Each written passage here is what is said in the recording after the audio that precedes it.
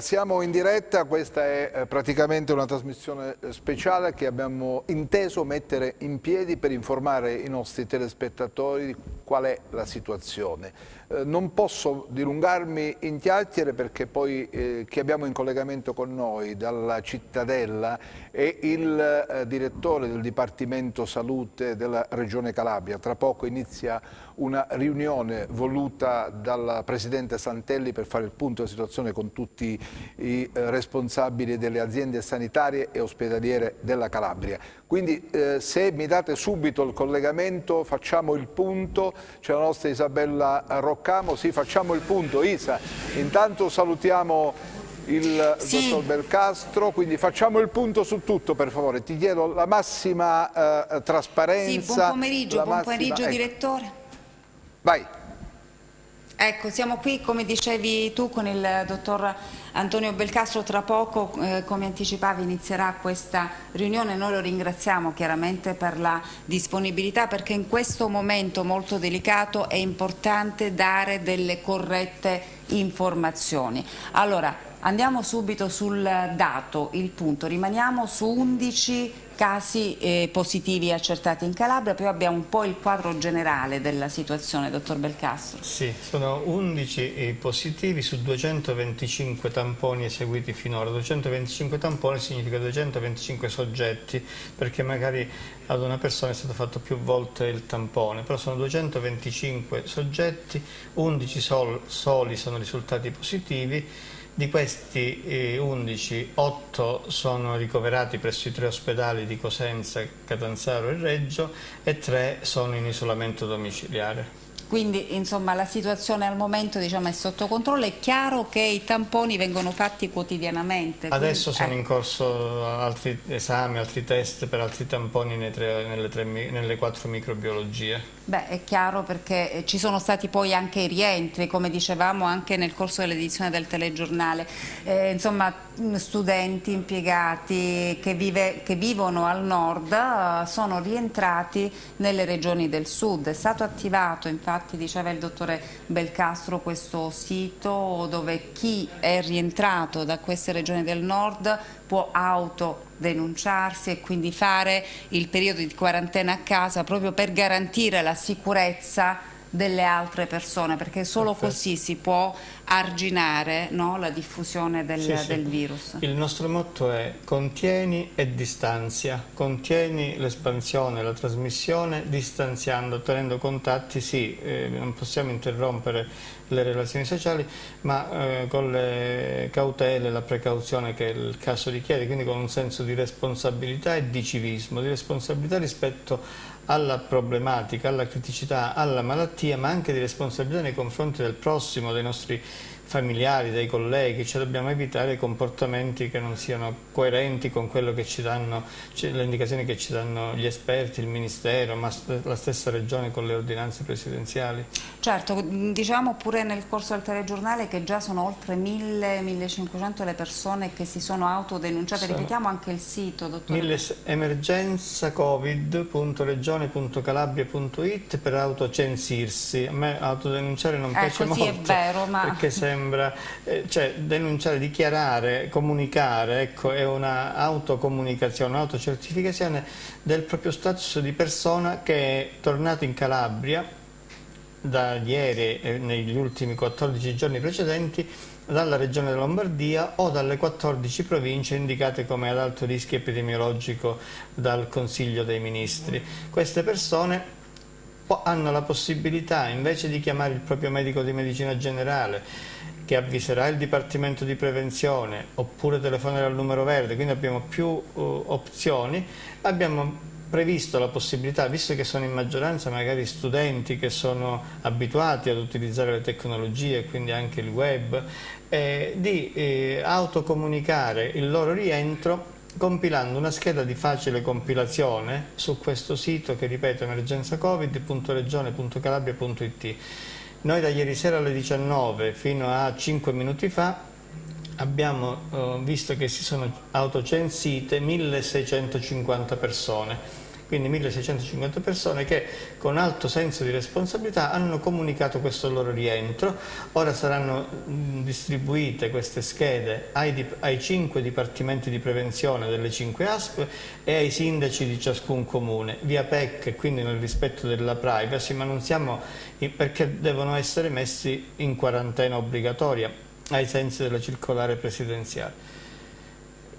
Io dico ai sensi, mantenendo la privacy, ma la quarantena non è una malattia, certo, è una misura di precauzione, tant'è che l'INPS, non potendola giustificare diversamente, perché uno deve stare per forza 14 giorni a casa, non può andare a lavorare, ma non essendo malattia, individuata come malattia l'isolamento o la quarantena, l'INPS ha dovuto individuare una denominazione particolare per giustificare questa assenza del lavoro con una A maiuscola che significa anomalia. Quindi invece della patologia verrà indicata sui certificati di malattia la A di anomalia.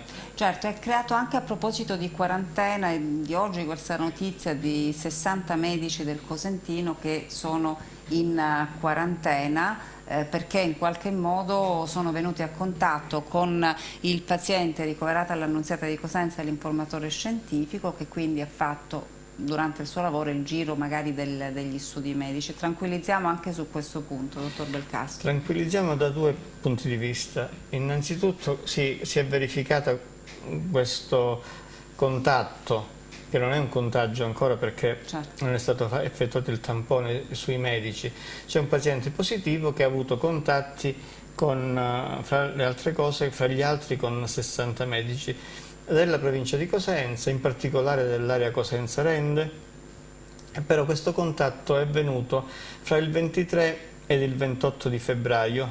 Perché dico questo? Perché i 14 giorni canonici della quarantena, o i 14 giorni, decorrono dall'ultimo contatto, quindi il medico di base che avesse avuto il contatto il 23 di febbraio, i 14 giorni forse sono già passati, e quindi potrebbe fare il tampone e se negativo riprendere il servizio.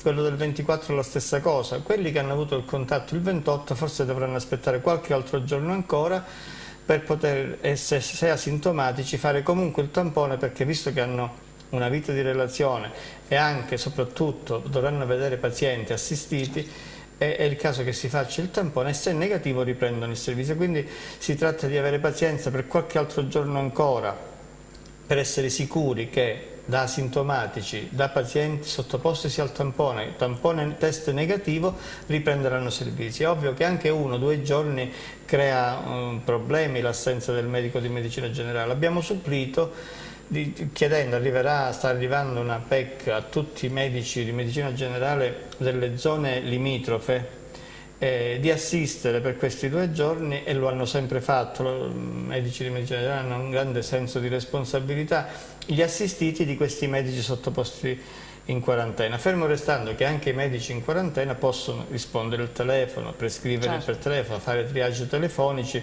devono solo non avere contatti fino a che non siamo certi che non sono positivi e quindi non possono contagiare nessuno. Isabella? Infatti, sì, direttore. Voglio fare 2 domande al dottor Belcastro. La prima, ci giungono notizie per esempio che le tende del triage sistemate davanti all'ospedale civile, faccio un esempio, dell'Annunziata di Cosenza, mancano ancora di alcuni strumenti che sono necessari. Altra sollecitazione che ci arriva. Allora, chiediamo prima questo, direttore, così andiamo per ordine. Allora, dallo studio ci chiedono, risulta che le tende pre-triage montate a Cosenza non sono ancora completamente attrezzate, e così che cosa si sta facendo? Perché è un problema delle tende pre-triage che interessa sia Cosenza ma anche altre aree della Calabria. Sì, noi abbiamo montato 22 tende pre-triage nei 22 pronto soccorsi, con una condivisione con le aziende sanitarie ospedaliere, perché abbiamo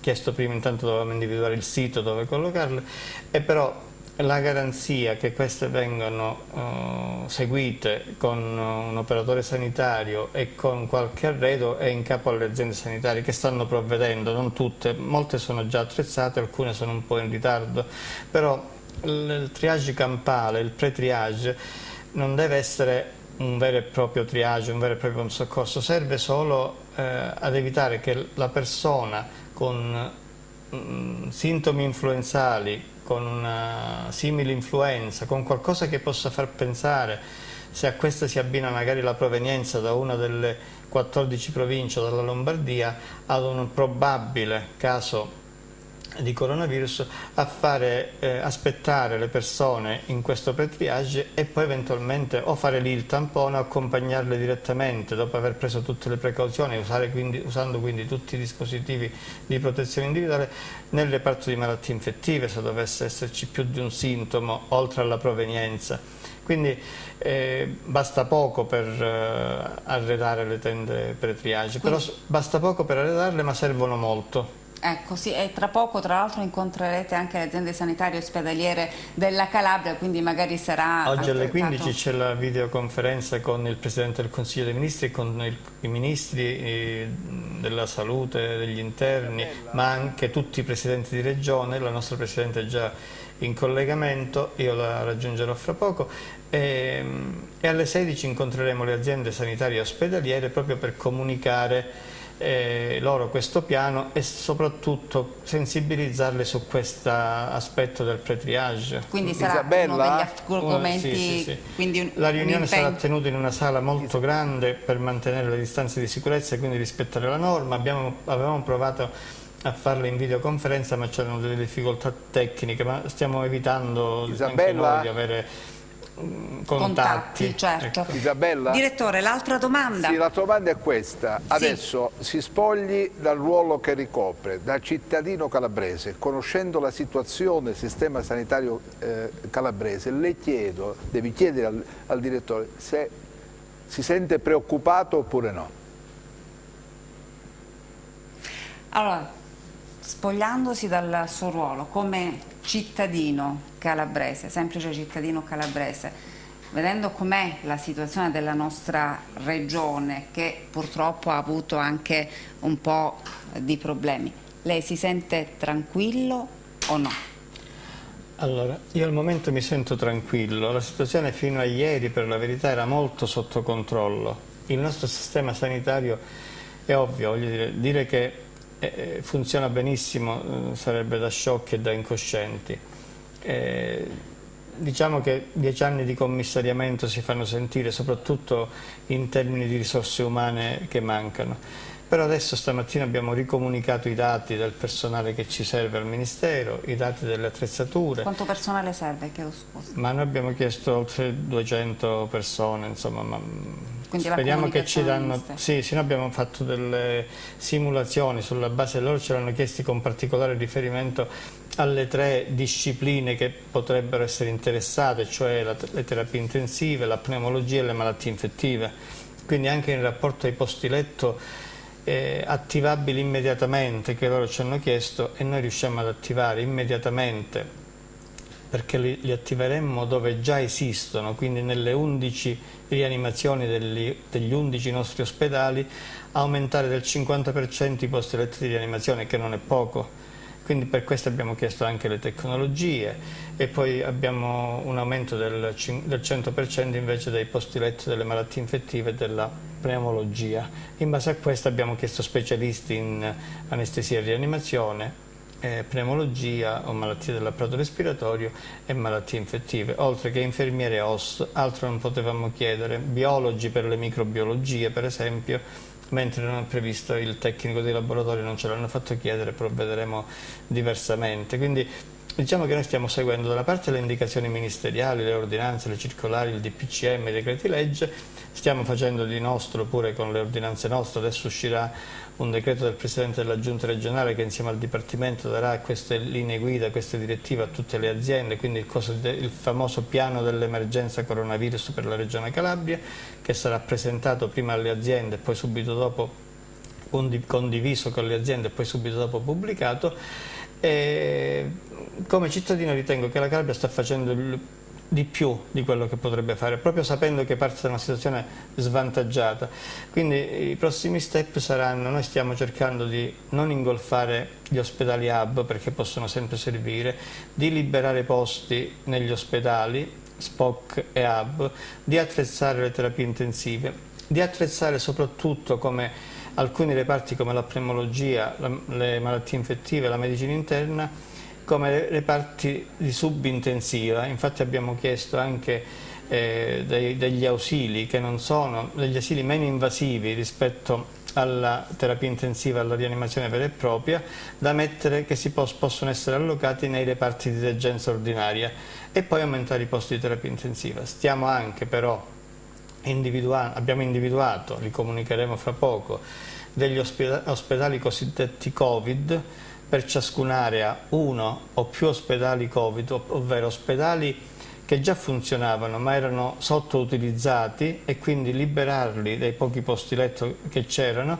per ospedali in cui c'è un laboratorio di analisi, una radiologia, e dedicarli per quell'area, per quella provincia, per quell'ASP a ospedale pronto a ricevere pazienti Covid, pazienti positivi che hanno necessità, però non possono essere seguiti a casa più in isolamento, ma hanno necessità di alcuni ausili che possono essere questi delle terapie subintensive. Quindi dopo aver individuato questi ospedali, l'ultima fase, il terzo step, è quello che stiamo verificando insieme alle aziende sanitarie ospedaliere, la disponibilità di ospedali ormai dismessi, e ce ne sono nelle varie aree o province.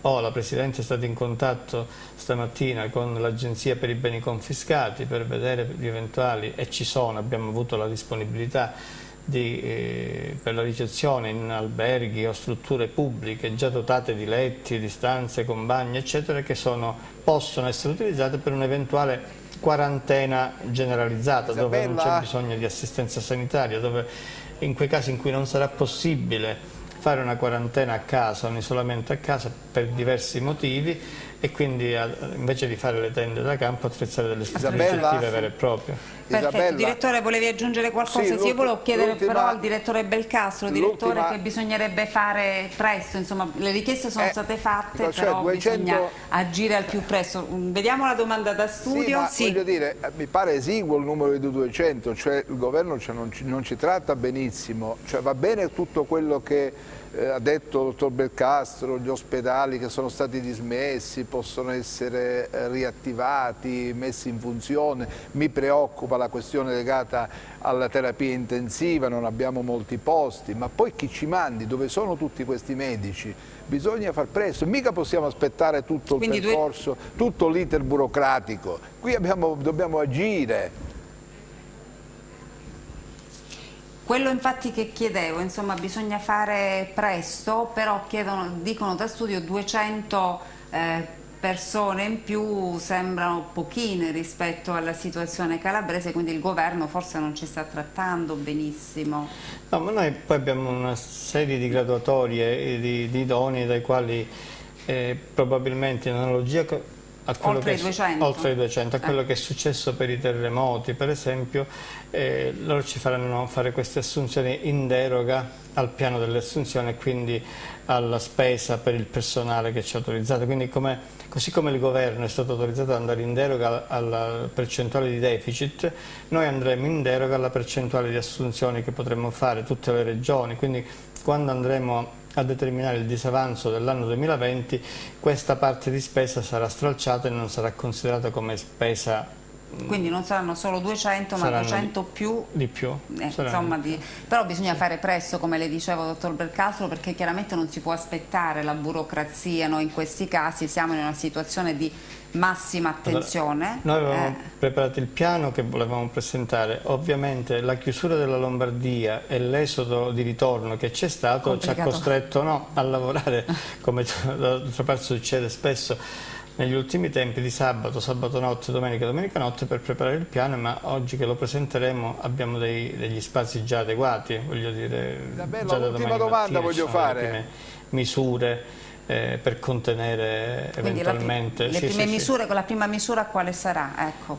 Lo comunicheremo alle aziende prima e lo comunicheremo subito dopo. L'ultima domanda. Non possiamo ci sono delle cose che vanno fatte e poi si dicono, certo, altrimenti gli effetti potrebbero poi non essere così come li avevamo sperati, come li avevamo previsti. Per esempio, se il decreto del Presidente del Consiglio dei Ministri che chiudeva la Lombardia e consentiva a tutti di rientrare al proprio domicilio o residenza, ora loro ieri sono giustificati, i ministri, dicendo che quella frase significa è consentito il rientro al proprio domicilio o residenza, significava il cittadino lombardo che deve rientrare da un'altra regione.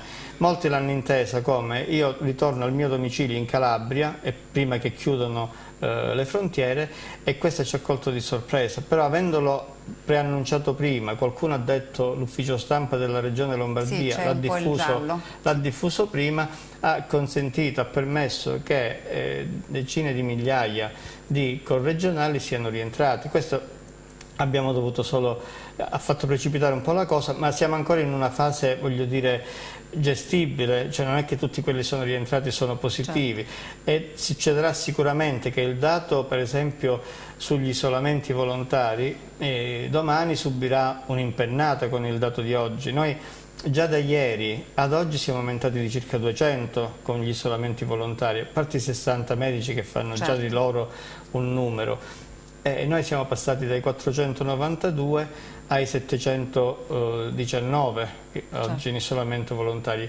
Se questi 1600 che hanno fatto la loro autocertificazione, autocomunicazione, verranno messi tutti in isolamento volontario, aumenteranno almeno di altri 1600. Però sui 719, per esempio, solo 13 sono sintomatici, questo fa ben sperare, quindi non c'è un'emergenza domani mattina. Noi da domani prenderemo queste iniziative, incominceremo a trovare dei posti letto, più posti letto disponibili, e poi anche gli altri ospedali, anche per l'eventuale quarantena. Noi in questa settimana avremmo completato tutto il percorso. Isabella, sembrerebbe, da studi fatti anche dall'Istituto Superiore di Sanità, che questa settimana e la prossima soprattutto ci sarà il picco. Poi non so se in Lombardia prima e poi altrove, potrebbe, però voglio dire, noi facciamo finta che, come ho sempre detto, come se da noi dovesse succedere quello che è successo in Lombardia. Noi speriamo di no, perché voglio dire, avremmo qualche difficoltà in più rispetto alla Lombardia a gestirla, però facciamo tesoro di quello che è successo in Lombardia e ci prepariamo per tempo. Isabella? Un'altra domanda da studio, sì, direttore. Allora, Isabella, 11 sì. sono i casi conclamati di coronavirus. Il dottor Belcastro ha detto che altri 13 sono come dire, sintomatici, quindi hanno sviluppato il virus, magari in forma meno aggressiva rispetto a quelli che hanno dovuto ricorrere alle cure dell'ospedale. Un altro elemento, e poi chiudiamo perché lasciamo il dottor Belcastro alla riunione che ha da fare con i direttori delle aziende ospedaliere sanitarie della Calabria. Quest'ultimo particolare mi preme sapere questo: se in Calabria si utilizza lo stesso protocollo di risposta medica, quindi con i farmaci, uguali a quello che si sta mettendo in campo in Lombardia, in Veneto e nelle altre regioni più colpite. Questo è il passaggio delicato e secondo me centrale. Direttore, chiedo scusa perché ho perso un po' il collegamento con te. Allora, non ho capito l'ultima parte perché è andata via un po', la linea. L'ultima parte, diceva parte è se in Calabria gli ospedali calabresi utilizzano nel trattare le persone che sono colpite da coronavirus con gli stessi strumenti e la stessa, come dire, lo stesso contributo farmacologico che si utilizza in Lombardia, in Veneto. Stessi farmaci, stessi sì.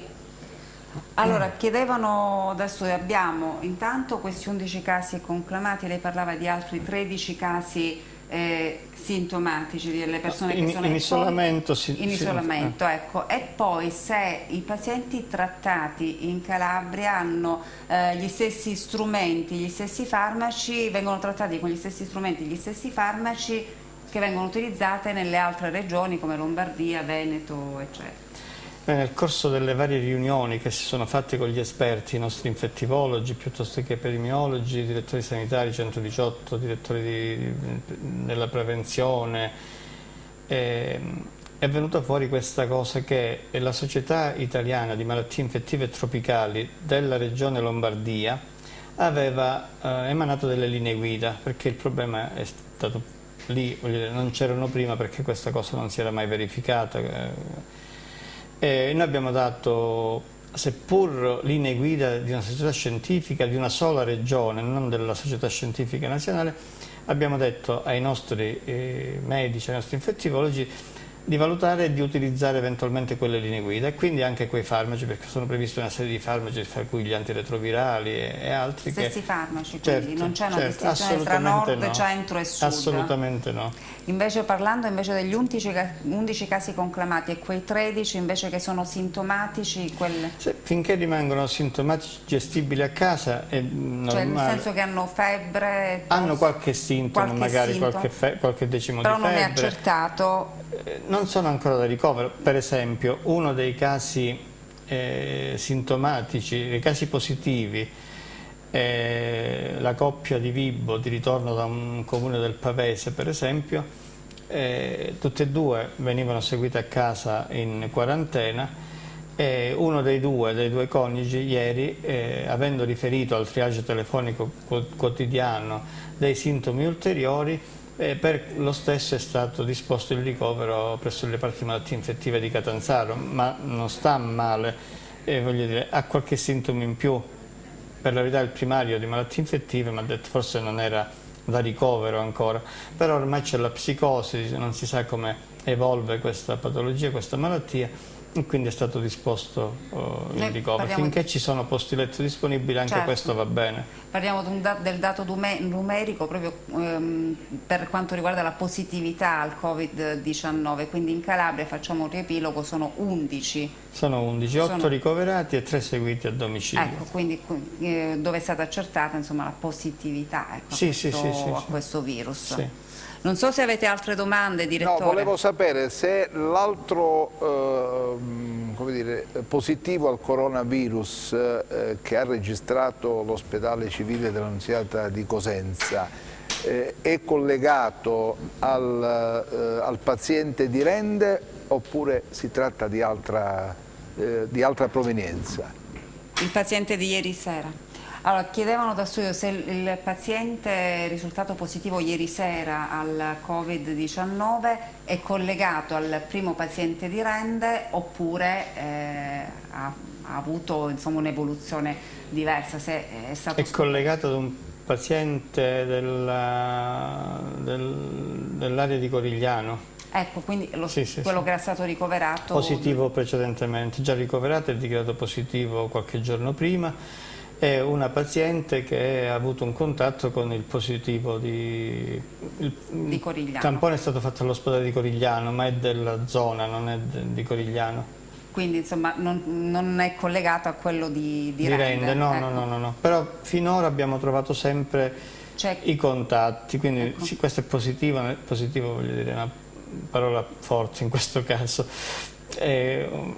Ci aiuta perché non c'è un focolaio, ovviamente, sono tutti legati a qualcuno che è venuto da quelle zone e l'ha portato e poi ha contagiato a sua volta il vicino di casa piuttosto che il collega di lavoro o il coniuge.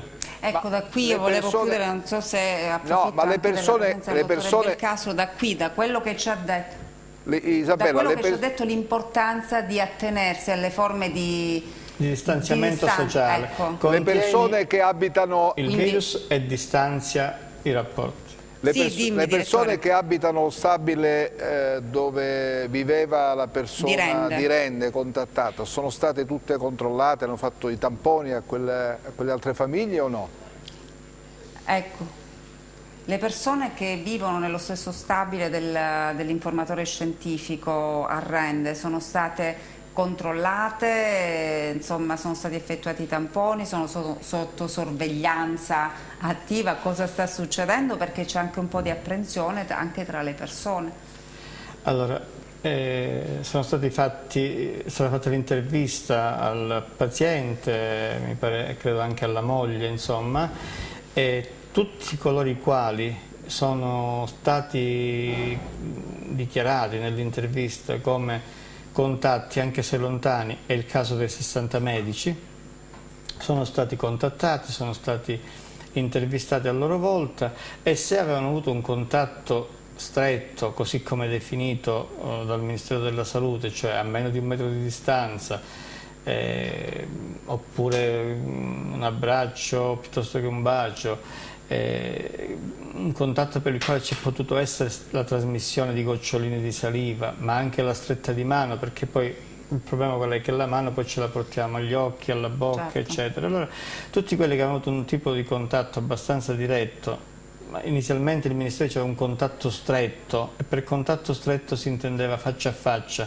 Ora si è un po' allargata questa definizione, però tutti quelli, se uno sta al piano superiore o inferiore del palazzo, ma non l'ha mai incontrato, non si sono stretti la mano, non sono stati a meno di 1 metro di distanza, non c'è nessun problema. Non c'è bisogno di controllare, le dice, tutti gli abitanti dello stabile. Assolutamente, solo quelli per i quali c'è stato un contatto. E certo, comunque, ripeto, siccome i contatti, voglio dire, sono stati diradati nel tempo, dopo 14 giorni, in teoria, se non si sono verificati sintomi, vuol dire che o qualcuno l'ha beccato ma è guarito, come succede in molti casi, come succede nelle influenze, oppure non è stato contagiato. Isa, dobbiamo chiudere. Sempre, non bisogna mai abbassare la guardia. L'asticella la dobbiamo tenere sempre alta, come ho sempre detto, l'attenzione più alta che possibile, il senso di responsabilità, in modo che stiamo tranquilli noi e facciamo stare tranquilli chi ci sta Isa, vicino. l'ultima domanda. Come cittadino sono tranquillo. Purtroppo spesso i comportamenti poi di noi calabresi magari fanno sì che... Andiamo ad abbracciarci, no? Ma anche gli operatori sanitari stanno facendo un lavoro incommensurabile.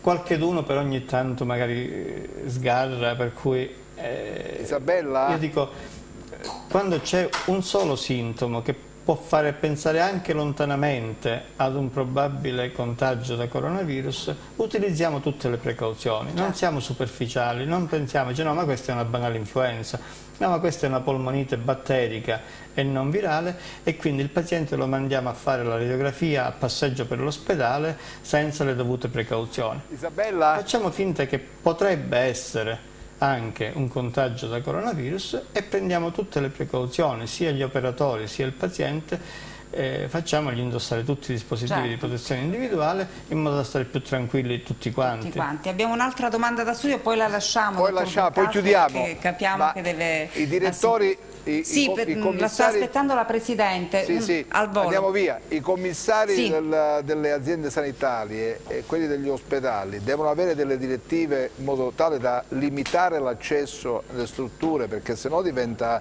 davvero un caos, diventa difficile poi gestire tutto.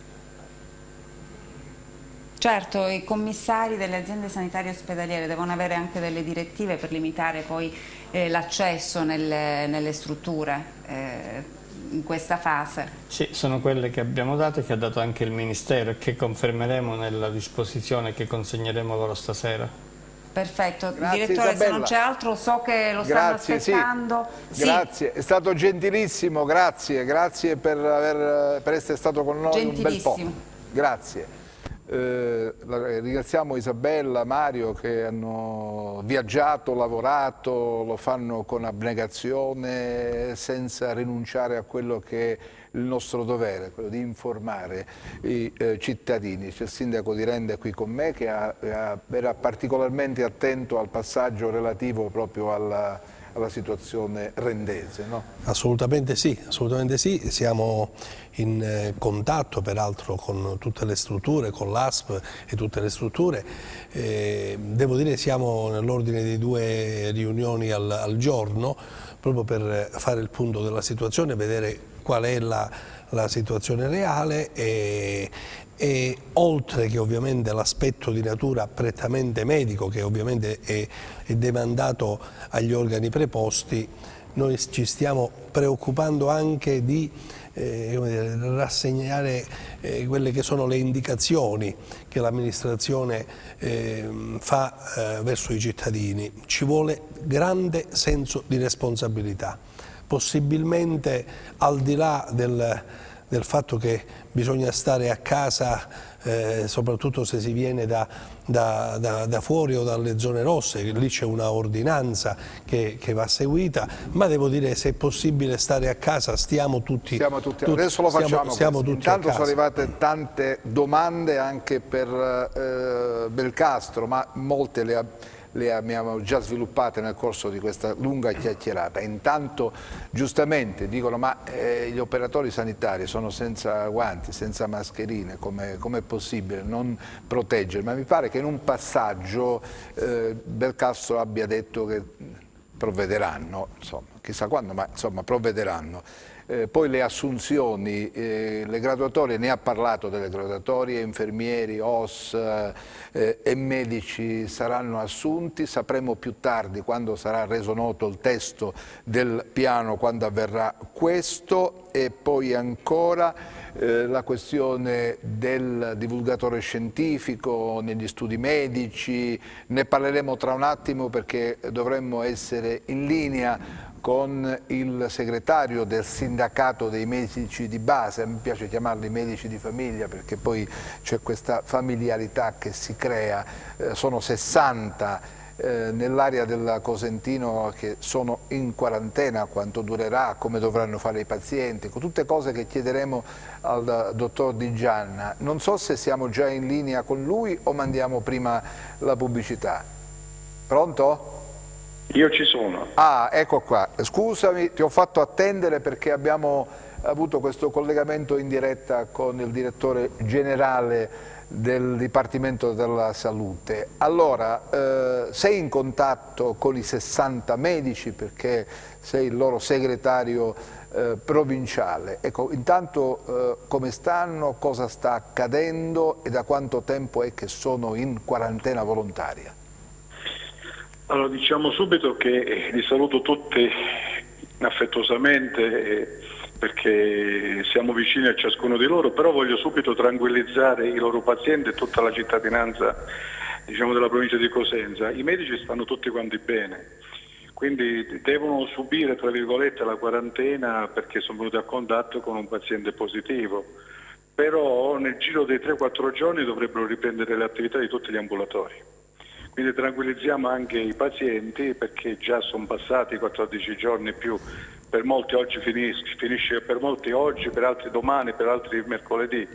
Quindi entro giovedì penso che la maggior parte dovrebbe ritornare a lavorare. Ma in questo momento scusami, ma in questo momento di difficoltà, magari anche queste visite potrebbero essere stoppate, quelle degli informatori, perché non sai mai, insomma, come ti muovi, dove vai, con chi incontri. Sì, forse... ma il problema non è che sono gli informatori, se no creiamo gli No, assolutamente, non volevo dire questo, forse mi sono espresso male. Dico, magari in questo momento limitare anche l'accesso negli studi dei medici, si viaggia attraverso email, telefonate, magari nei casi più gravi poi certo. Il medico deve fare il Questo suo l'abbiamo già mestiere. programmato, rientra in quelli che sono i normali rapporti di collaborazione anche con gli informatori scientifici, ma con tanti altri. Insomma. Senti, ma è chiaro che oggi vi è arrivata l'attrezzatura necessaria per recarvi a fare visite domiciliari o ancora no?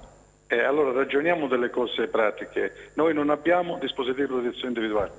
Quelle che abbiamo ce le stiamo procurando noi con grandi sacrifici e grandi costi, ma non è quello. Il discorso è che non si trovano nemmeno tanto. Ma se ce ne accorgiamo dopo un mese che è esplosa l'emergenza, diventa difficile poi, no, recuperarle. Tieni conto che in prefettura noi la prima riunione che ha fatto il signor prefetto l'abbiamo segnalato e l'abbiamo denunciata questa situazione e avevamo anche detto allora che era necessario fare un elenco di medici sostituti perché qualora si fosse prospettato il caso, come è successo adesso, sono molti più casi di qualche medico in generale che fosse andato in quarantena, si sarebbe dovuto trovare subito il sostituto per garantire l'assistenza ai cittadini. Oggi nella sfortuna siamo anche fortunati perché fra 3 o 4 giorni saranno aperti tutti gli ambulatori, ma immaginatevi se tutti questi ambulatori fossero stati chiusi per altri 14 giorni, che problematiche avremmo avuto. Per intanto i colleghi stanno ancora lavorando. 70.000 cittadini che se sì. dovessero avere problemi di rivolgersi al proprio medico possono farlo solo per telefono, perché in ospedale non ci puoi andare. Scusami, No. in ospedale non I ci puoi colleghi- andare. Se capiti dal medico che è in quarantena non lo puoi andare a trovare. Cioè, come deve fare un cittadino? Infatti, questo è il problema è una fase di organizzazione. Bisognava forse pensarci prima, organizzarsi prima, abbiamo avuto anche il tempo necessario perché abbiamo visto che cosa stava accadendo al nord e noi invece abbiamo, come dire, atteso un po'. Per adesso bisogna... Ma diciamo che noi le cose le abbiamo dette, le abbiamo scritte, le abbiamo segnalate e sono anche a verbale.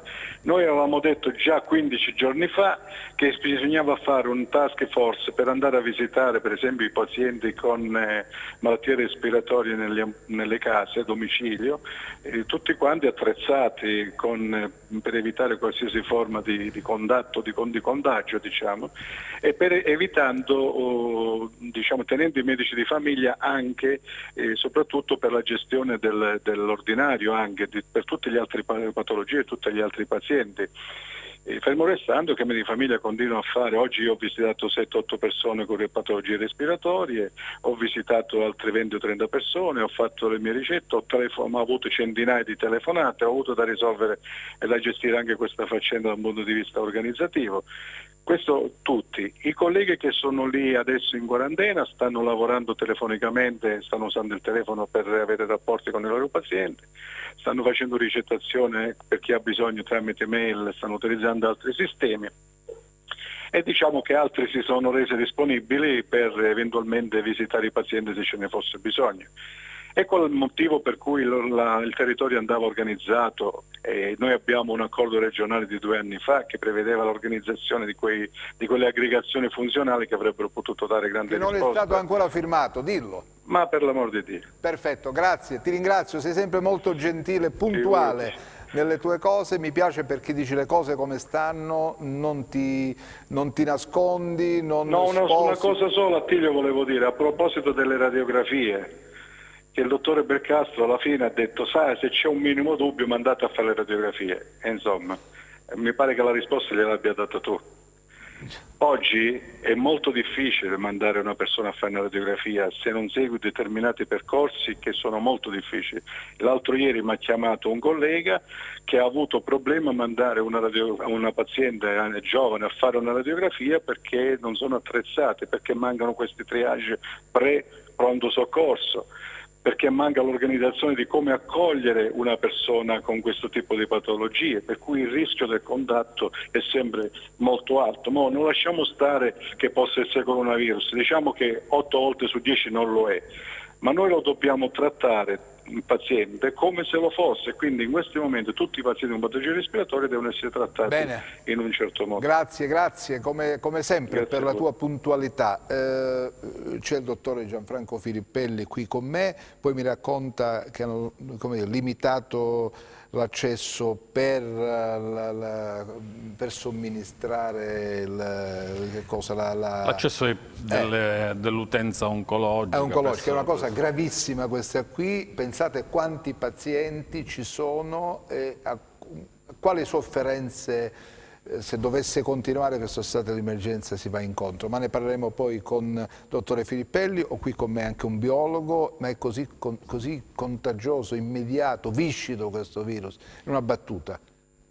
Diciamo di sì, è un'alta contagiosità, molto contagioso, si dice di essere sereni, forse se fossimo stati un po' più preoccupati avremmo avuto anche un po' più di consapevolezza in quello che magari andava fatto nei tempi giusti.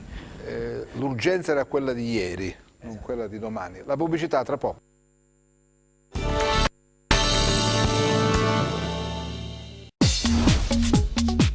Cerca Teleeuropa sul tuo Play Store o Apple Store e scarica la nostra app.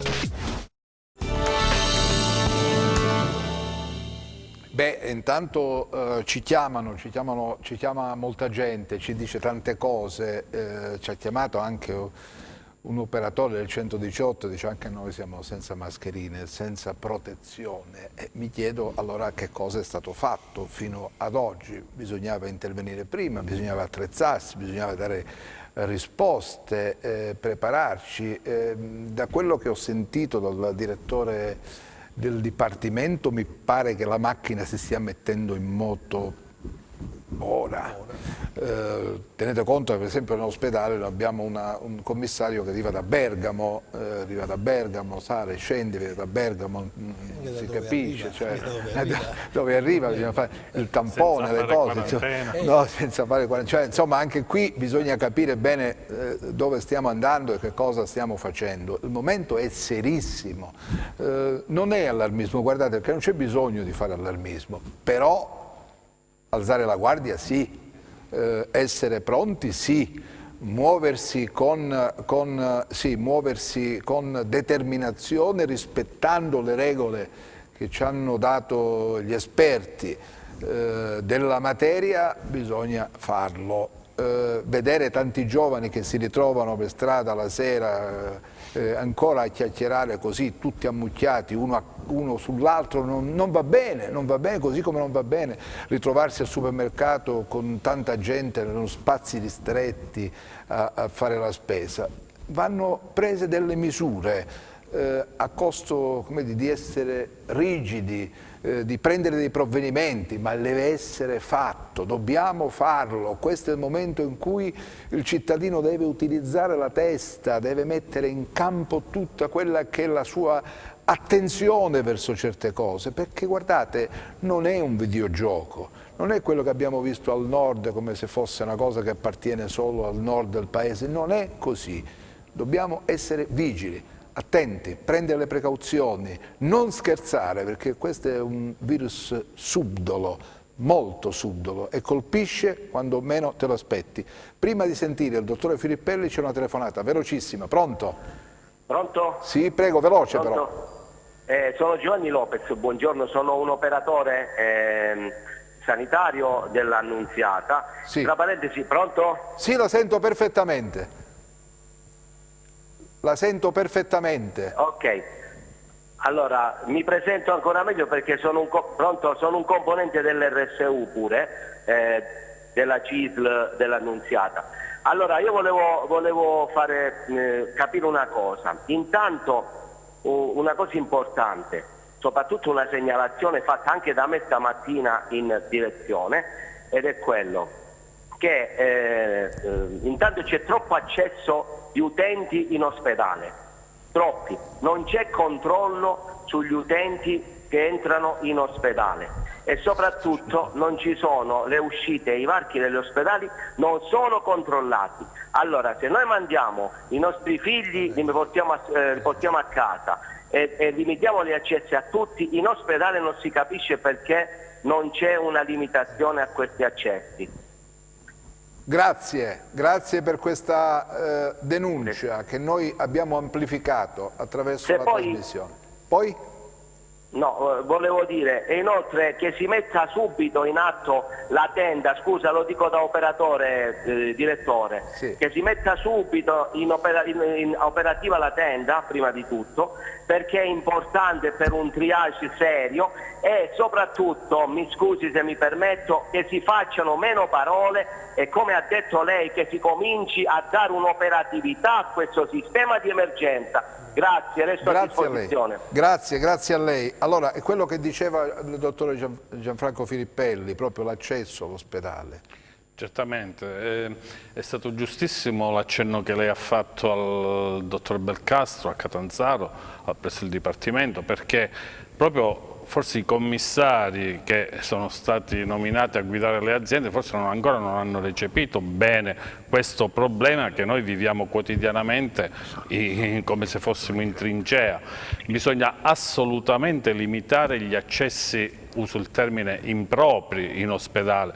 Bisogna venire in ospedale solo per fare quelle attività che sono indifferibili. Io sono oncologo e mi riferisco ovviamente ai pazienti che fanno chemioterapia, che è l'unica attività che in oncologia non si può differire, ma tutto il resto, le visite di follow up, tutti i vari controlli, controlli e roba varia si differirà in un'altra data, quando la situazione sarà molto più chiara, anche perché da ieri la situazione in Calabria è totalmente modificata, anche da operatore, certo, anche da operatore professionale.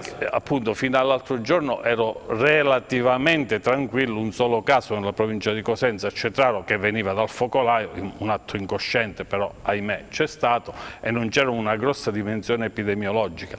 Da ieri e per i prossimi 15 giorni veramente dobbiamo essere quasi tutti in quarantena vigile, voglio dire, nel senso che la situazione può sfuggire di mano e quindi ovviamente dobbiamo essere tutti pronti. Torno tra un attimo da te perché ho delle domande che mi arrivano attraverso il nostro WhatsApp ed è giusto dare la priorità ai nostri telespettatori. Giustamente scrive, ho capito perfettamente, c'è una telefonata, dovete avere un po' di pazienza, facciamo tutto. Scrive una signora, ma noi che lavoriamo nei call center, che siamo 100 persone uno accanto all'altro, chi ci aiuta, chi ci tutela? Ed ancora, operatori ecologici, noi siamo privi di tutto, non abbiamo mascherine, non abbiamo nulla, eppure siamo ogni giorno a spazzare le strade delle città. Una domanda per il sindaco di Rende: vista l'emergenza in atto, non è il caso che il comune si attivi con le proprie risorse, soprattutto col personale di volontariato delle protezioni civili, per fare assistenza agli anziani? C'è anche una battuta, sempre se esiste, dico. Esistono tante associazioni di volontariato che sono state contattate proprio in questi giorni e stiamo predisponendo già questo servizio. Questo è un dato, anzi devo dire, io sono reduce da una riunione che ho avuto soltanto 2 ore fa proprio in funzione di questa attività. Call center, abbiamo chiesto a tutti i call center che sono sul territorio le postazioni sono ogni 50 centimetri. Abbiamo detto di farle in modo alterno. Ovviamente i vigili andranno a controllare questo dato e se del caso, altrimenti si chiude. È bene essere chiari, la tolleranza non ci sarà su questo aspetto quando si parla di salute. Verificheremo perché abbiamo già emanato una direttiva inviata appunto a tutti i titolari dei call center. Mi auguro che sia stata questa direttiva osservata. Sono in atto i controlli, quindi anche da questo punto di vista è necessario avere, anche perché c'è, oltre a quello che ha detto il dottor Filippelli prima, ma quello che ha detto anche lei, direttore, c'è l'altro tema che è quello della responsabilità e quello del comportamento etico che bisogna avere. In questo momento possiamo vincere solo e affrontare solo se abbiamo comportamenti responsabili da parte di tutti, cioè non è che si tratta solo di controllare militarmente le cose. Spesso e volentieri si dice perché non andate a controllare. Beh, bisogna avere anche un senso civico delle cose. Questo è un momento in cui una comunità deve essere attenta a quello che accade e alle varie questioni che ci sono. Poi è chiaro che le richieste sono tantissime. Deve essere tutelata la comunità. Assolutamente. Deve essere tutelata, bisogna avere tutte. Le chiedo scusa perché abbiamo una telefonata rapida. Pronto? Pronto, buon pomeriggio. Buon pomeriggio, da dove ci chiama? Allora, io mi chiamo Renato, chiamo da Rende. Prego. Siccome sono a casa già, perché da 3 giorni sono affetto da un po' di raffreddore e di tosse, ho informato il medico, mi ha dato delle compresse e io sono a casa e ho intenzione di fare i miei 14 giorni di quarantena. Voglio sapere se questi sono sintomi da virus, se è passato tale periodo, anche se è rimesso, devo fare il tampone oppure no? Guardi, non ho avuto mai febbre. Io questa responsabilità non me la prendo, nel senso che non sono in grado, non sono un medico e non sono in grado di Però avete visto grazie, intanto può seguire attraverso il televisore, può chiudere il telefono. Avete visto quali sono poi i problemi seri delle persone? Cioè noi parliamo ancora di protocolli, di gare, controgare, ma che stiamo parlando? Qua bisogna agire, bisogna essere veloci, immediati, perché questo virus... Sì, in realtà effettivamente il signore che ha telefonato poc'anzi ha ragione, nel senso, cosa faccio? Si è visto che questo non è un virus, come dire, ha dei sintomi parainfluenzali, ma tutto è tranne che un'influenza, ok? È ovvio che non bisogna creare allarmismo, però è anche giusto ed è normale un pochino cercare di tutelarsi e tutelare gli altri. Quindi fa benissimo il signore, ovviamente, ad avere questa quarantena spontanea di 14 giorni. Non dobbiamo spaventarci di un raffreddore, perché in realtà, specialmente gli ultimi studi che sono stati effettuati, si è visto e si evince che un raffreddore non è collegabile, cioè è raramente collegato al coronavirus. Senta, le posso chiedere, lei che è biologo, quanto tempo occorre per esempio per fare un tampone? Ecco, allora, perché si parla di tamponi? Diamo un attimo un'idea, ok? L'unico test che può essere effettuato ad oggi contro il coronavirus è un test in PCR, quindi un test altamente delicato, molto delicato, e quindi di conseguenza deve essere gestito con dei tempi giusti. Quindi allora, si può andare da 2 giorni, no, a 6 ore per avere un risultato. Però 2 giorni sono tanti, 2 giorni per attendere un allora risultato, vi spiego, perché tutta la macchina poi si sposta, sì, allora il discorso rallenta tutto. In realtà può esserci anche un'abbreviazione di questi tempi, nel senso queste 5-6 ore. Non è un esame normale, non è un esame classico ematochimico, ok? È un esame in cui si va a ricercare nell'organismo la genetica virale, la genetica del virus, un virus a RNA. Quindi in alcuni casi è come cercare l'ago in un pagliaio. Di conseguenza, per poter fare questo abbiamo necessità, ci vuole tempo. Difatti un solo tampone non è necessario, non serve solo un tampone. Due se ne fanno. Se ne devono fare 2, perché è anche una questione di carica virale. Perché bisogna Ma quanto costa? Noi abbiamo saputo abbiamo saputo che costa 20 euro, insomma, mica è tanto costoso. Cioè la virologa dell'ospedale qui ha detto che con 20 euro... Ecco, allora... Allora compriamoli un po', insomma, facciamoci dare. Mentre eravamo a confezione del telegiornale è arrivata la nota dell'ASP di Cosenza che cerca infermieri disponibili ad andare a praticare dei tamponi in casa alle persone, sì. Quindi vuol dire che c'è la necessità di saperne di più. La fermo un attimo che c'è una telefonata. Pronto? Pronto? Pronto? Sì? Pronto? Pronto, mi sente? Sì, però devi abbassare il volume del televisore, se no riceve in ritardo la mia voce e poi stiamo qui a rincorrere. Va bene così? Sì, va benissimo, prego. Buonasera. Senta, io sono una cittadina rentese, volevo fare una domanda, mi volevo rivolgere al nostro sindaco e volevo chiedere come mai parrucchieri, centri estetici, piscine qui da noi e anche alcune palestre qui da noi sono aperte?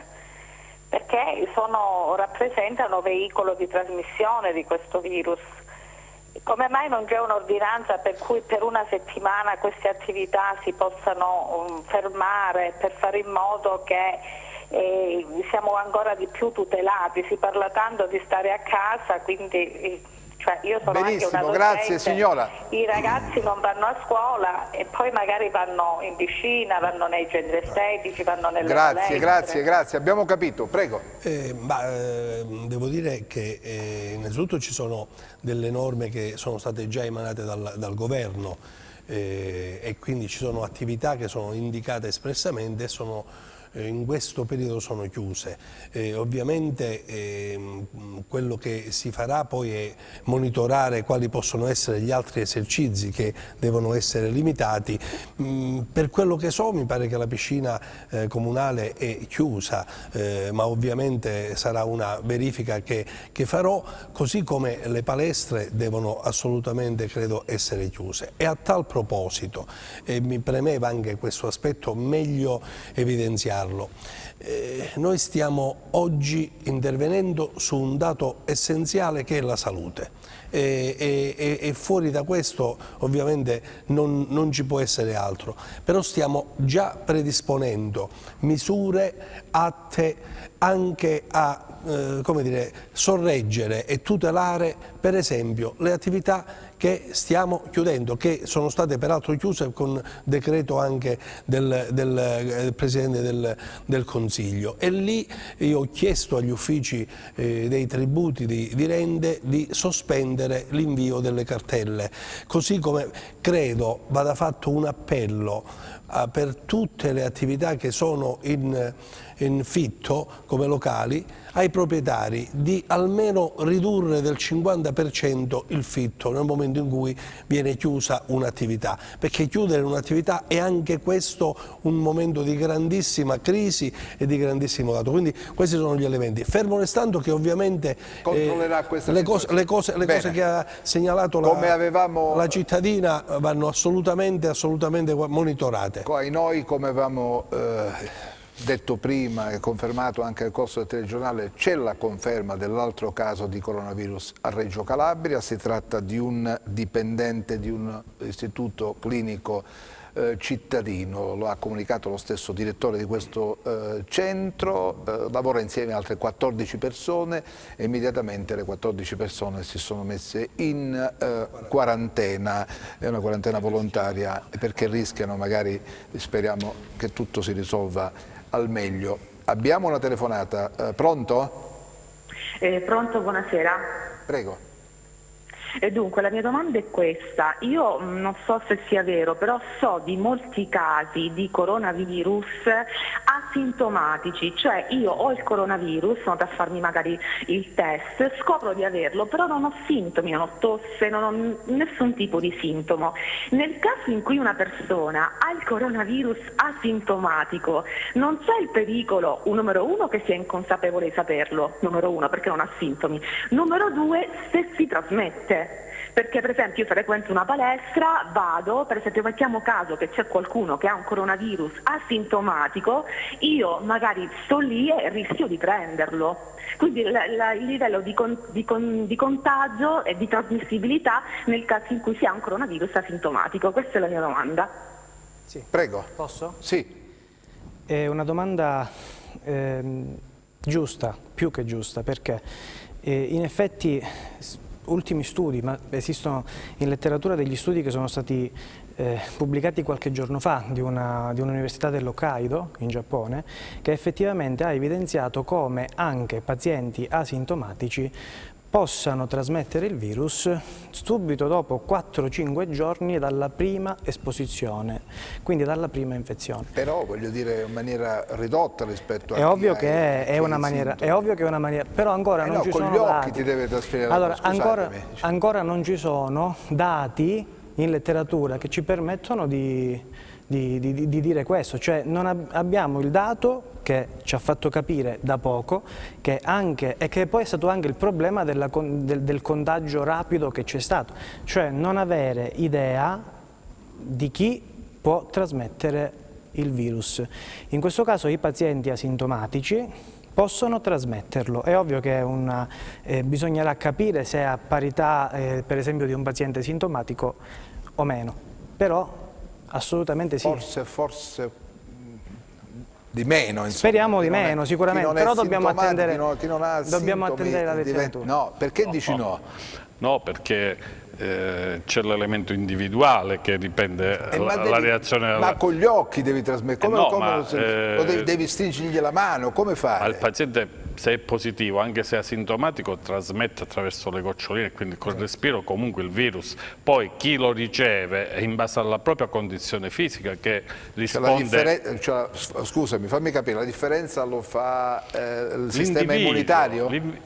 Perfettamente, perché se il virus viene trasmesso a una persona perfettamente sana, può sviluppare una malattia più lieve o assolutamente nulla, ma se lo trasmette a una persona come i pazienti che vengono in ospedale e fanno chemioterapia, immunodepresso, là il risultato, anche se è un portatore sano, ma il risultato può essere devastante. Bisogna stare a casa. Questo è il messaggio da dare. Bisogna stare a casa. Perché è l'elemento individuale che determina la risposta al virus. Perfetto. Io ho una telefonata, poi c'è una domanda per il sindaco Di Dice, ma perché non ha pensato alla sanificazione del territorio rendese, se si è attrezzato per fare questo? Poi voglio sentire invece il messaggio del sindaco di Cosenza che ha scelto di autoisolarsi per 40 giorni. Adesso sentiamo prima la telefonata. Pronto? Buonasera, voglio fare una domanda al dottore. Prego. Forse è una domanda sciocca, ma in tempi precedenti, dicembre, gennaio, abbiamo avuto forti casi di persone quest'anno che allora noi l'abbiamo chiamata, non sapendo niente, sintomi influenzali, di 5, 6, anche 7 giorni di febbre forti, anche di bronchite, però allora non girava questa voce del virus e si dava per influenza. C'è qualche correlazione con questa malattia? È possibile che c'era già questa malattia, però allora non si sapeva ed è passato tutto come influenza? Perché voi dite che ancora adesso ci sono persone che magari hanno il virus, sono a casa e guariscono spontaneamente a casa con terapie, diciamo, semplici come tutti. Io questo voglio capire, perché a dicembre e a gennaio, no? Perfettamente, abbiamo capito perfettamente. Benissimo. Grazie. Posso ascoltare per telefono la risposta? Benissimo, grazie, attenda.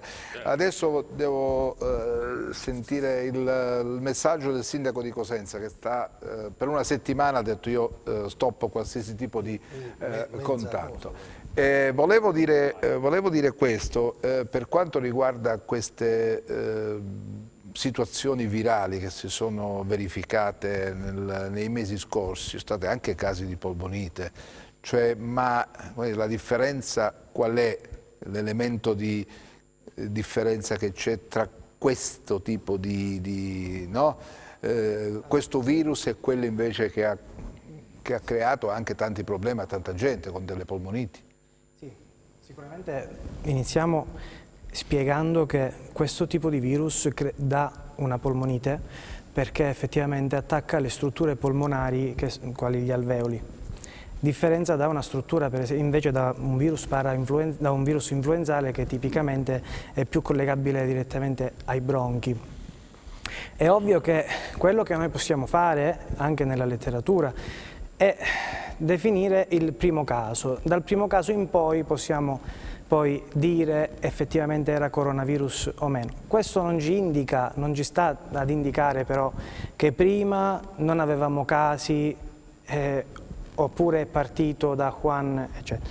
Purtroppo noi ci dobbiamo attenere a quella che è la casistica in letteratura e quindi di conseguenza non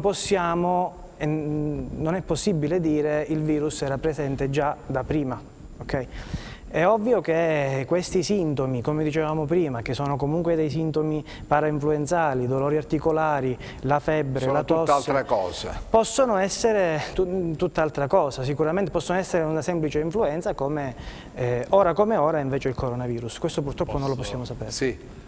No, volevo aggiungere un commento perché per dare risposta alla giusta osservazione del telespettatore ad oggi purtroppo manca il test probatorio, nel senso ci possono essere state varie infezioni, ma l'unico test che dovrebbe dire se uno è stato esposto o meno al coronavirus, oltre al tampone che è a livello diagnostico, sarebbe la titolazione degli anticorpi immunitari contro questo virus se c'è stata una pregressa infezione, test che ad oggi non si fa.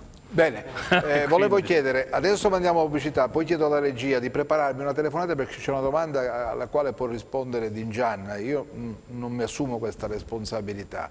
E poi sentiremo invece il messaggio del sindaco di Cosenza Mario Chiuto, che per una settimana ha deciso di starsene a casa, però procediamo con ordine. La pubblicità prima.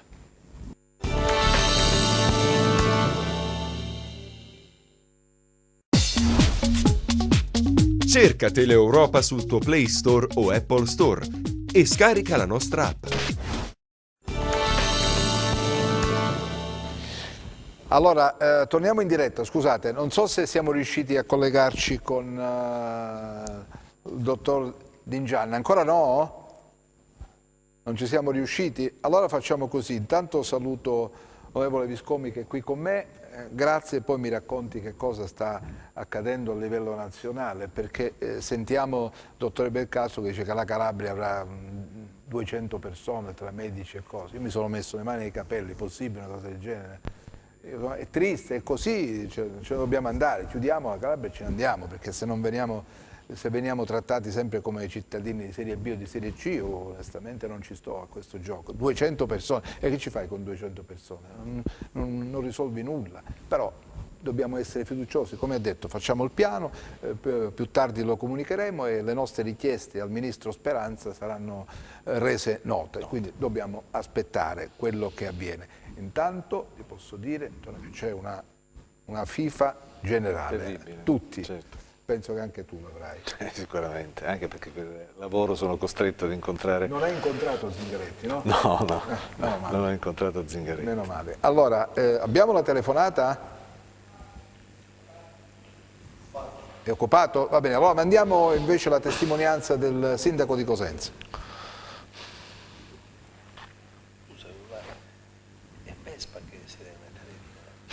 Ho voluto lanciare un appello ai concittadini, ai ragazzi soprattutto, perché in queste settimane possano restare a casa, soprattutto in questa settimana che è quella cruciale. Dobbiamo evitare che ci sia una diffusione del contagio, perché altrimenti il nostro sistema sanitario potrebbe collassare, come è già avvenuto in Lombardia per esempio. Eppure lì gli ospedali sono certamente più attrezzati di quelli calabresi. Quindi noi dobbiamo fare di tutto, dobbiamo aiutare anche il personale medico, il personale paramedico che negli ospedali sta facendo l'impossibile, perché nel frattempo si possano adeguare gli ambienti. Io ho fatto anche un'ordinanza in questo senso per migliorare anche l'ospedale della città, per destinare degli ambienti a pressione negativa nel reparto di malattie infettive, a riconvertire anche le strutture semivuote di alcuni ospedali che sono stati abbandonati da gestioni commissariali negli anni passati. Nel frattempo che questo possa realizzarsi, che poi tutti gli ammalati, quelli contagiati, possano avere un'adeguata anche cura uguale per tutti, perché ho letto sulla stampa oltretutto delle cose raccapriccianti, addirittura in un paese come il nostro, civile, democratico, c'è la necessità in alcune situazioni, in alcuni contesti, adesso in Lombardia, di selezionare anche quelli che sono gli ammalati che hanno una più lunga aspettativa di vita. Questo non è possibile, non lo possiamo consentire. I nostri nonni e le persone anziane devono essere tutelate così come tutti gli altri. Quindi io ho invitato i cittadini di Cosenza, soprattutto i giovani, a non uscire di casa se possibile. Oggi possiamo tutti più facilmente comunicare con i sistemi digitali, con l'informatica, anche con gli altri, lo può fare anche un sindaco.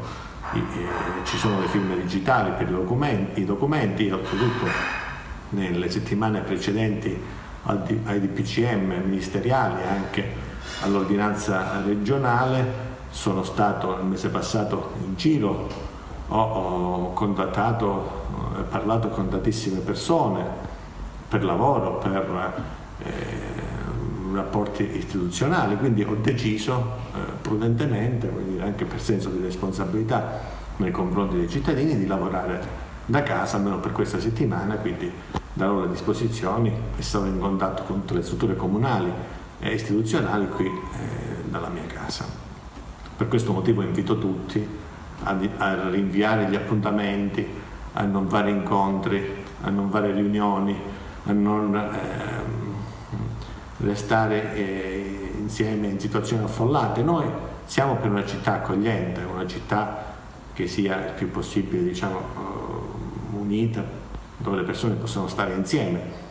Questa è la mia idea di città, tutti lo sanno, però oggi dico che questo non deve essere così. Magari poi ci ritroveremo, quando sarà finita questa fase di emergenza, ci ritroveremo nelle piazze, faremo delle feste, tutti sanno che siamo bravi anche in questo, ci abbracceremo, staremo insieme. Oggi dobbiamo invece cercare di evitare i contatti, stare a distanza non ravvicinata, alla distanza cosiddetta di sicurezza, usare i guanti, chi lavora negli esercizi commerciali, chi è ammalato deve usare le mascherine, quindi dobbiamo evitare che ci sia il più possibile contatto fra le persone e che ci siano diffusioni del virus in modo troppo repentino che possano poi creare un collasso del nostro sistema sanitario. Quindi amici, concittadini, ragazzi, restate qua a casa questa settimana, anche chi lavora può prendersi se possibile delle ferie anticipate,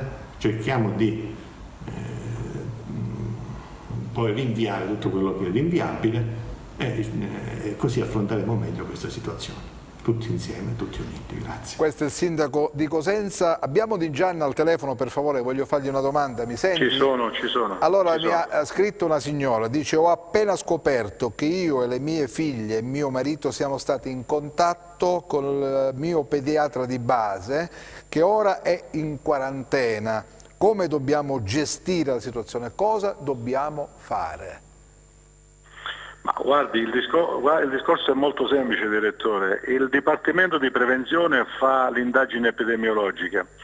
Questi colleghi che sono stati messi in quarantena non è che siano ammalati, cioè nessuno può dire che siano ammalati. Per sicurezza vengono messi in quarantena e per vedere entro 14 giorni se dovessero sviluppare qualche sintomo di malattia o meno. Ricordiamo che normalmente questo virus, diciamo, si trasmette quando il paziente è sintomatico, quindi quando tossisce, quando c'è raffreddore, quando c'è qualche sintomo dell'apparato respiratorio, e che difficilmente si trasmette anche da un sintomatico positivo. Anche ammesso che uno fosse positivo ma asintomatico, molto difficilmente si può trasmettere.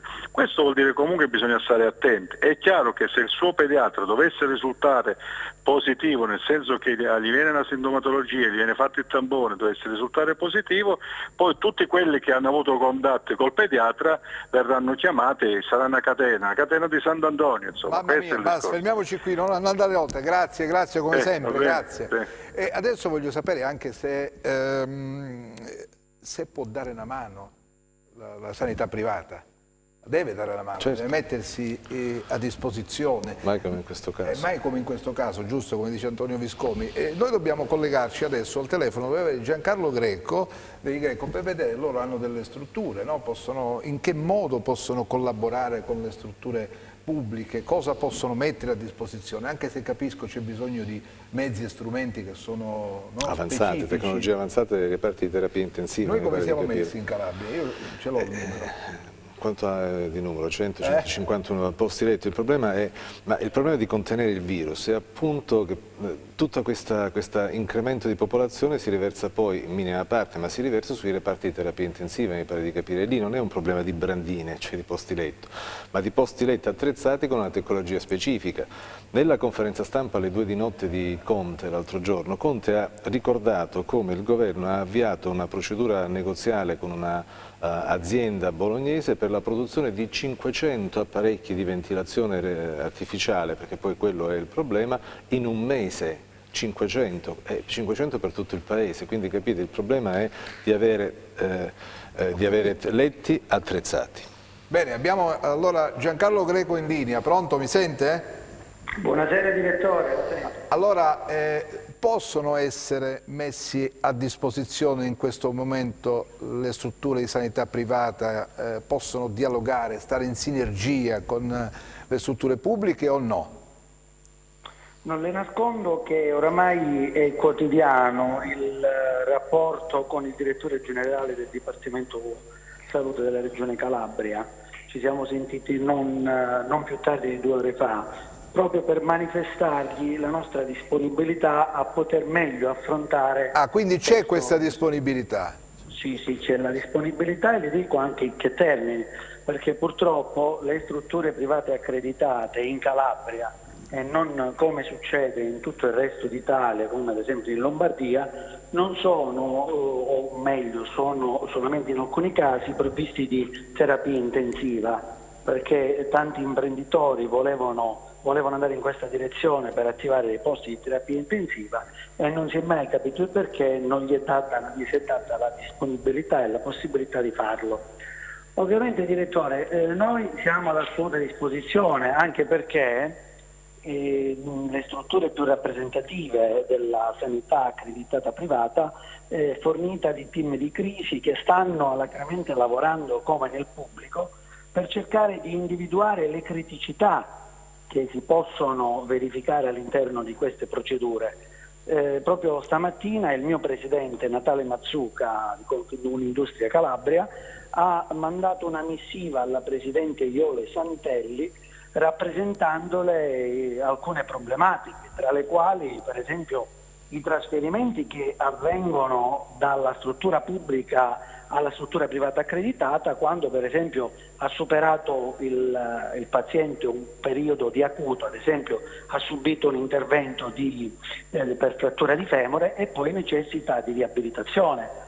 Quando il paziente parte dalla struttura pubblica per essere diretto in una struttura di riabilitazione o un RSA, va a finire in una struttura dove ci sono dei pazienti particolarmente sensibili eventualmente al coronavirus. Ed è proprio questo che noi abbiamo sottoposto all'attenzione della Presidente Iole Santelli, dicendo che secondo noi, a nostro modesto avviso, sarebbe opportuno anche in pazienti, anche in casi asintomatici, fornire detti pazienti di un tampone negativo, perché dove non ci fossero delle sintomatologie ma che successivamente magari si possa verificare un caso di Covid-19 sarebbe la distruzione, perché abbiamo a che fare in queste strutture con pazienti con età avanzata.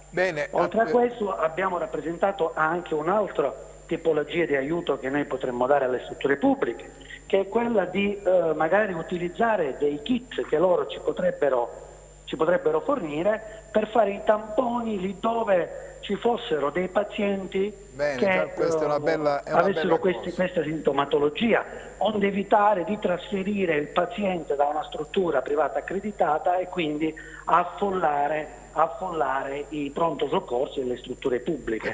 Quindi poi là, ovviamente, una volta che noi faremo il tampone, ovviamente si potrebbe processare presso le strutture previste dalla Regione Calabria. Bene, attualmente quanti posti potreste mettere a disposizione per questo tipo di trattamento di cui ha appena parlato? Allora, noi adesso, come siamo le strutture private accreditate, diciamo che sono piene.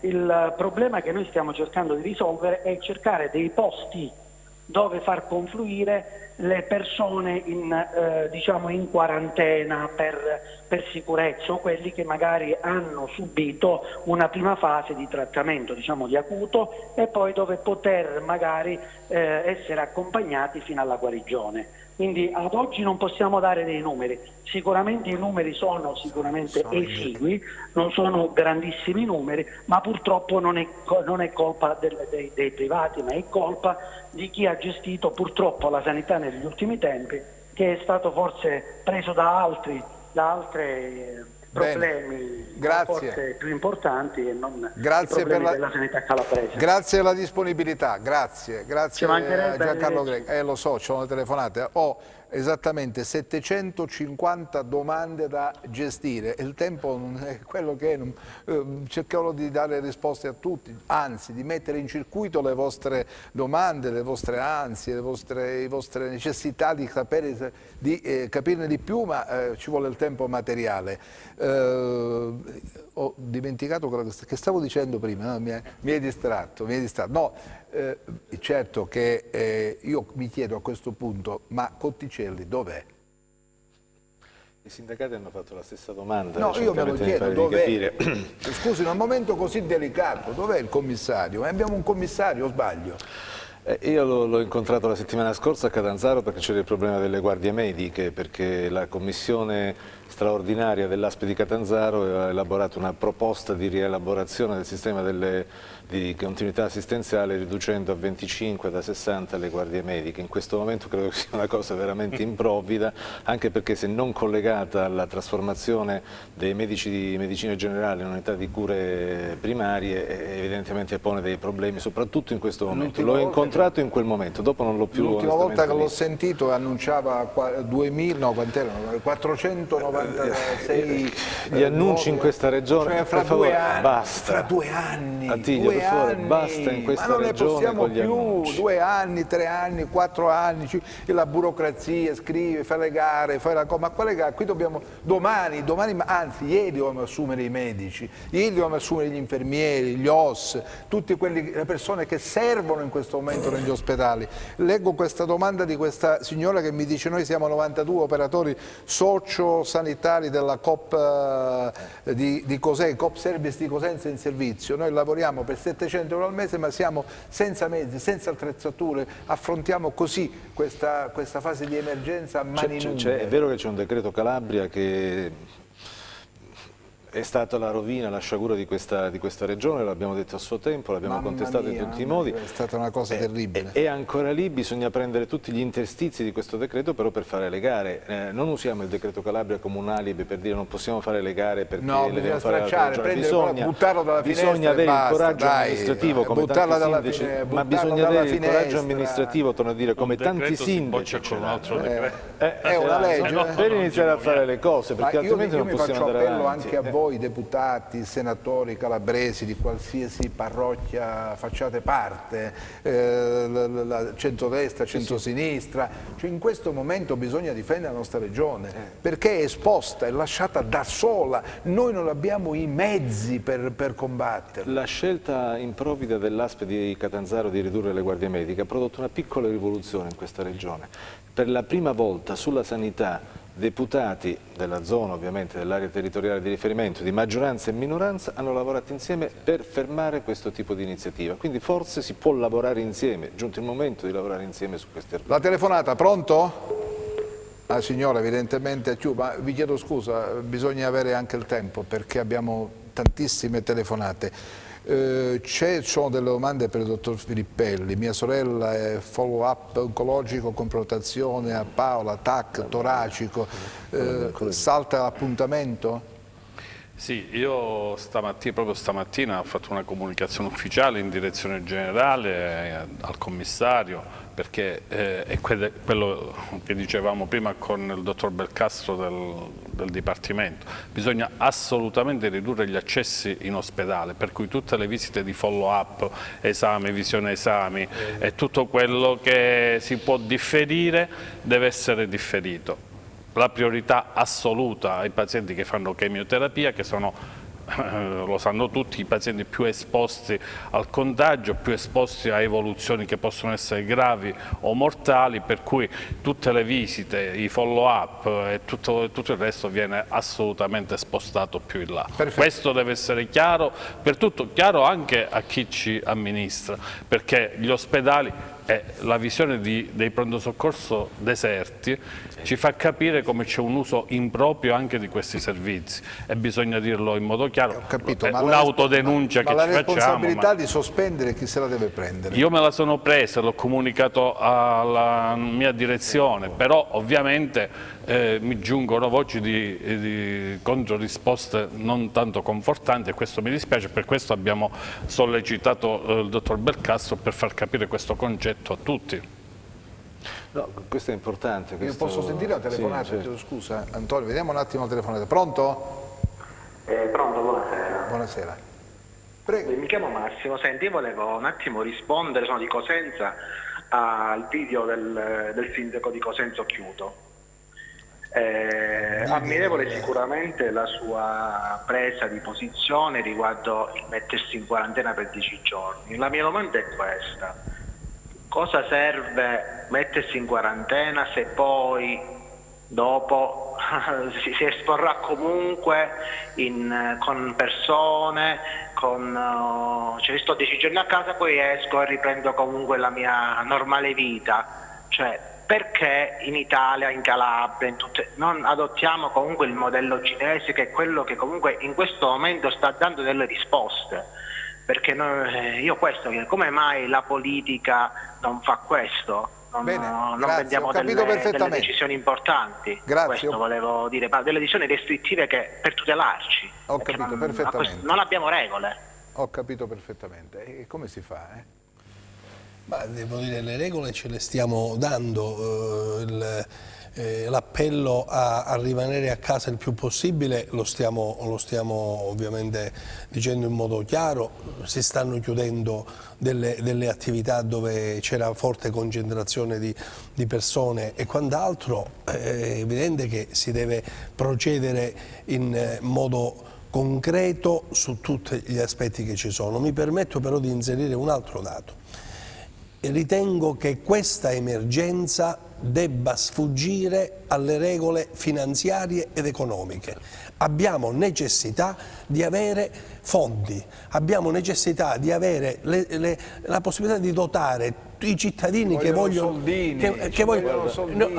altrimenti se leghiamo l'emergenza all'aspetto finanziario non daremo risposte. Questo è il dato. E in più ci deve essere una macchina organizzativa molto ma molto seria, ci deve essere un tavolo di concertazizione. Io adesso sto sentendo che dalla regione si fa qualcosa, il dottore Filippelli ne sta facendo un'altra, e la politica ancora sta pensando. Cioè, è necessario metterci intorno a un tavolo e progettarlo un intervento su una regione che è già in ginocchio di suo sulla sanità. Non c'era bisogno del coronavirus. Adesso con questo è evidente che ci esponiamo in modo grave a questa situazione e i cittadini chiedono cose reali, cose concrete, sulle quali è necessario che si diano risposte concrete e realizzabili nell'immediato.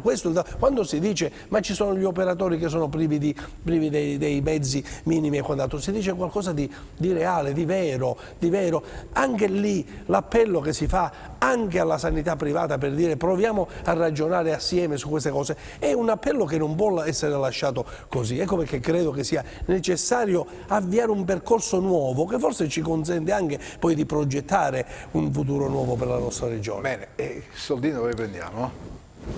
No, guarda, anzitutto mercoledì io sarò a Roma in Parlamento per approvare la richiesta del governo di chiedere all'Unione Europea di operare in deficit in questa situazione, come è necessario che sia, per il momento per 7 miliardi e mezzo, ma sicuramente non basteranno. Quello che mi colpisce, che vorrei però sottolineare velocemente, la prima è che in situazioni di emergenza o si ha un coordinamento, un governo unitario della situazione o ognuno parla per fatti suoi e succedono guai. Questo è il primo punto, l'abbiamo visto col decreto di blocco dei trasporti e della mobilità dall'altro giorno in Lombardia.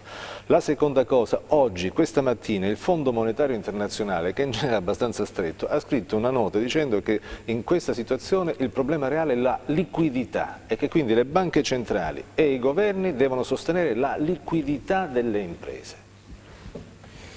In attesa però in attesa che facciamo? Mercoledì ci sarà il provvedimento del governo sugli aspetti economici e lavoro. Io sono preoccupato lavoro che non è solo lavoro subordinato. No, io sono preoccupato per l'assunzione di medici, infermieri. Il ministro ha lanciato. Dovevamo farlo ieri perché abbiamo fatto la deroga alle assunzioni, la possibilità di estendere le assunzioni in sanità è stata con la finanziaria e con il mille proroghe ora. Hai visto se hanno assunto qualcuno? No, purtroppo in Calabria abbiamo una difficoltà, proclamiamo le cose ma poi prima di eseguirle ci passa un lasso di tempo enorme, questa è la vera difficoltà. Sentiamo chi c'è al telefono, pronto? Pronto? Sì, prego. Buonasera, senti, io volevo rivolgere un messaggio al sindaco Chiuto, dato che lui si è automesso in quarantena. Ma non è presente qui, scusi signora, lo deve chiedere a lui, magari gli mandi un messaggio, perché se no recuperiamo cose, dobbiamo andare più veloci. La ringrazio, lei è gentilissima, ma se andiamo così poi ognuno fa la domanda a chi non c'è, poi deve rispondere, deve fare, insomma diventa difficile. Abbiamo un po' di domande legate proprio alla organizzazione della risposta, poi scrivetegli un messaggio in privato. Grazie, buonasera. Senti, c'è questa domanda: ci sono in attesa per fare la radioterapia, mi hanno esportato un carcinoma, quanto tempo posso aspettare? Ma in relazione, vabbè, no, però in relazione alla patologia non c'è, in oncologia voglio stressare il concetto, non esistono urgenze. Fortunatamente. Per fare la radioterapia, in base alla tipologia anche del tumore, perché dipende se deve essere fatta una radioterapia preoperatoria o adiuvante successiva, in genere si può aspettare da 1 a 6 mesi per fare il trattamento radioterapico, per cui diciamo che possiamo un po' rassicurare la signora. Cosa diversa se deve fare un trattamento preoperatorio, e quindi non so il caso specifico quale possa essere. Bene, c'è chi scrive che le scuole sono chiuse, alcuni negozi stanno chiudendo, altri uffici vanno avanti a singhiozzo, dice, però il tribunale rimane aperto, si svolgono le udienze. No, uscita ieri l'ordinanza. Il decreto legge sulla gestione delle cause. Nelle università si sono attrezzate diversamente. Sì, no? Nelle università sono attrezzate diversamente, devo dire, il rettore è intervenuto, si faranno esami e corsi online. E devo dire, meno male, d'altra parte questo era qualcosa di atteso, ma in questo momento è particolarmente importante un provvedimento del genere. Noi nella nostra casa comunale abbiamo ridotto enormemente gli ingressi e gli orari di ingressi, e anche lì stiamo andando sull'online, sul digitale. Sentite, e dobbiamo muoverci. Ma è possibile, forse è un'occasione. Ma ritenete possibile sospendere tutte le attività per 1 o 2 settimane? No, questa è una proposta che è stata lanciata pure questa mattina, di fare 15 giorni di ferie da Gori, dal sindaco Gori, pensando 15 giorni di ferie che tutto si chiude come succedeva negli anni 60. In realtà da molti anni 15 giorni di ferie non significa che tutto si chiude. E non sarebbe possibile chiudere tutto, no? Si crea tutto un effetto a cascata. Bisogna approfittare. Allora, la crisi c'è, è durissima, possiamo viverla o subirla, o possiamo in qualche modo cercare di governarne almeno alcuni aspetti, alcuni fenomeni. No? L'innovazione nelle pubbliche amministrazioni è un esempio indicativo, l'innovazione nelle università, la teledidattica nella scuola. Anche mio figlio da venerdì è chiuso nella sua stanza da mattina alle 8:30 fino all'1 perché fa teledidattica con la scuola, con il liceo. Quindi il problema è trasformare questa crisi in un'opportunità, ne abbiamo la possibilità, ne dobbiamo soprattutto avere la voglia, cioè non essere schiacciati dalla crisi che c'è ed è grave, affrontarla con serietà, ma capire anche come uscirne in modo razionale, perché il rischio più brutto in questo paese, in questo momento, è appunto il perdere il controllo della situazione, il perdere la razionalità dei nostri comportamenti. Ecco perché più che messaggi lanciati così sui social sarebbe opportuno avere una unità centrale che governi la gestione della crisi e dell'emergenza epidemiologica in Regione Calabria, fatta dalle persone che hanno competenze ed esperienza.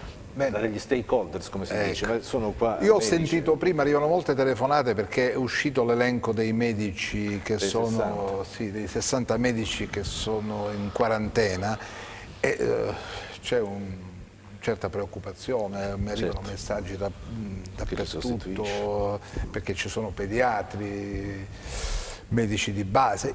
Io poco fa ho fatto sentire quello che diceva Di Gianna, cioè lui dice adesso è in quarantena, ma se non ha sviluppato nulla finita la quarantena non c'è da preoccuparsi, perché non è accaduto, non accade nulla. Mica uno è andato, ha portato il figlio dal pediatra che adesso si trova in quarantena e deve subito andare a fare il tampone. No, non è così, lo ha detto chiaramente Di Gianna, e siccome è uno di quei medici che è sul campo, del quale mi fido perché fa questo, e poi rappresenta una scheda di colleghi che sono iscritti ad uno dei sindacati di medici di base.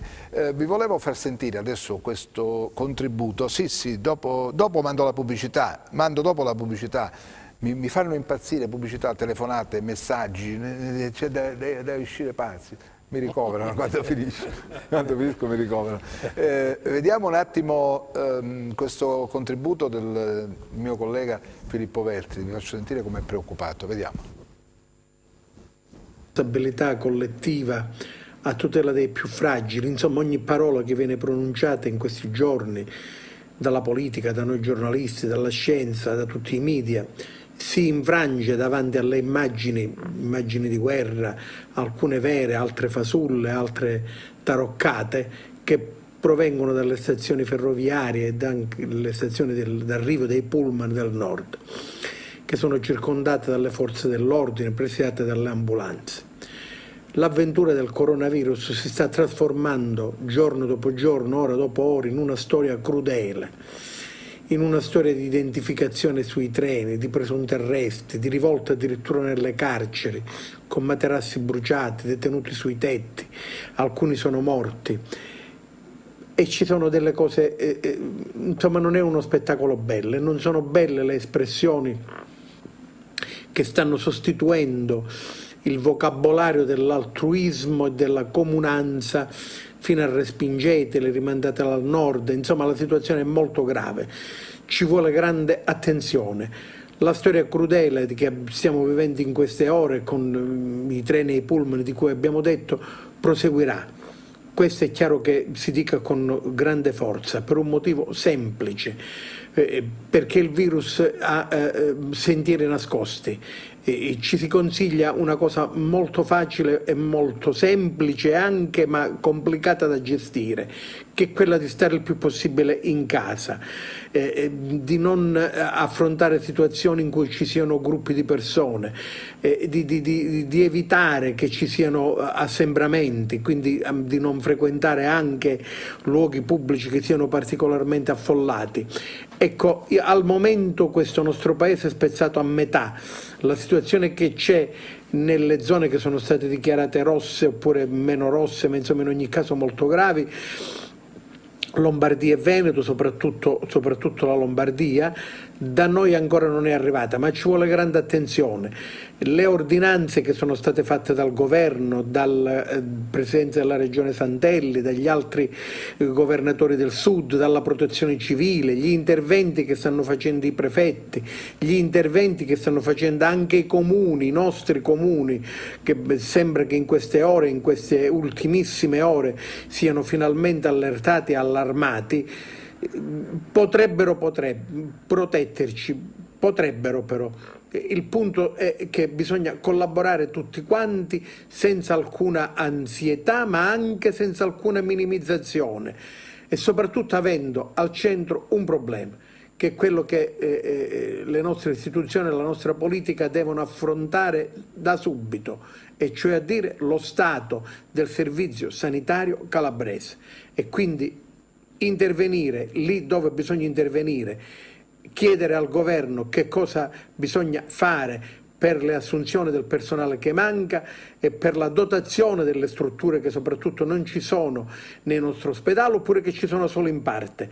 Questo è il problema vero che noi abbiamo di fronte e che secondo me va affrontato nei termini e con la decisione dovuta. Bene, questo era il contributo, abbiamo tante telefonate e tante domande e scusate, mi chiedete di rivolgere domande del tipo deve chiudere questo, deve chiudere quell'altro. Non possiamo obbligare le persone a chiudere, cioè uno dice non ci vado ed è fatta, no? Stiamo dicendo tutti, uno si deve muovere e fare le cose che sono strettamente necessarie. Se non è strettamente necessario andare in un negozio, non c'è bisogno di andare. Il problema non è se il negozio chiude o non chiude, a parte il fatto che l'ordinanza ministeriale governativa impone ai negozi di contingentare gli ingressi dentro il negozio, quindi è già una cosa del genere, ma uno si muove soltanto se ne ha necessità, oppure se ha una responsabilità pubblica, altrimenti non ha alcun senso. Ti faccio questa domanda, ma giustamente, perché ne arrivano molte, questi ragazzi che lavorano al call center, lavorano a 20 centimetri, infatti lì c'è un problema serio. E lì come si fa? Siamo già intervenuti, abbiamo obbligato a fare la postazione alterna, una occupata e una libera. Ma state controllando? Sì, stiamo controllando. Mandate i vigili. Stiamo controllando e se questa disposizione non verrà osservata, il call center verrà chiuso. Questo è il potere dei sindaci, questo è il vero potere dei sindaci. E allora devono farlo perché lo stanno facendo. Direttore, ti terrò informato di questo accertamento. Sì, perché ti terrò informato. I ragazzi sono molto preoccupati. Ti terrò Ho ricevuto 40 messaggi in poco meno di 10 minuti, segno evidente che il problema è sentito. Certo. Allora mandiamo i vigili, mandiamo a controllare con le regole, bisogna stare alle regole e bisogna rispettare le indicazioni. Perfetto. Dobbiamo cambiare mentalità, perché stiamo affrontando qualcosa della quale non conosciamo la portata, non sappiamo dove ci porterà e quali conseguenze potrà avere la nostra già precaria situazione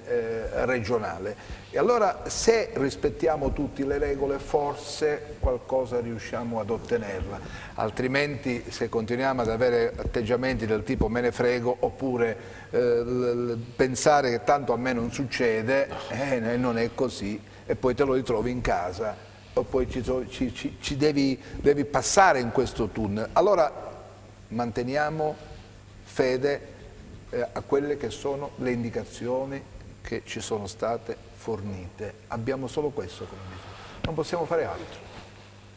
Però sono indicazioni di facile esecuzione, dal lavarsi le mani, dal mantenere le distanze, avere cautele di questo genere, insomma, non sono così complicate da rispettare. Il problema reale è avere consapevolezza che si può essere un fattore di rischio per la comunità. Questa è la consapevolezza che dovremmo avere, tutti. Che ognuno di noi può mettere a rischio un'intera comunità. Senti, oggi è uscito questa storia di questo farmaco sperimentato in Israele, ma... No, è stato... Il tocilizumab è un farmaco che è utilizzato per l'artrite, contro le sindrome artritiche, e in Cina è stato sperimentato su 21 pazienti e i risultati sono veramente incoraggianti. Notizia ancora più confortante è che anche in Italia è stato sperimentato proprio in ambito oncologico all'Istituto Tumori Pascale di Napoli. Quindi conosci bene questo? Conosciamo molto bene questa cosa perché noi oncologi siamo quelli che siamo più avvezzi a utilizzare questi nuovi farmaci e questi anticorpi monoclonali. E su 2 pazienti utilizzati a Napoli, soprattutto in un paziente con un'unica somministrazione, c'è stata una grossa remissione dei sintomi e con un grosso miglioramento e beneficio clinico.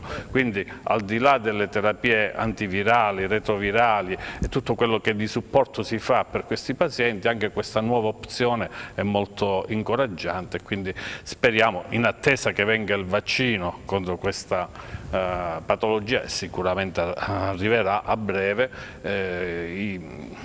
possiamo dire che ci sono tante opzioni che ci possono facilitare nell'approccio gestionale di questi pazienti. Mi piacerebbe che chi dispone di soldini in questa regione desse un contributo alla sanità, magari per l'acquisto di attrezzature. No?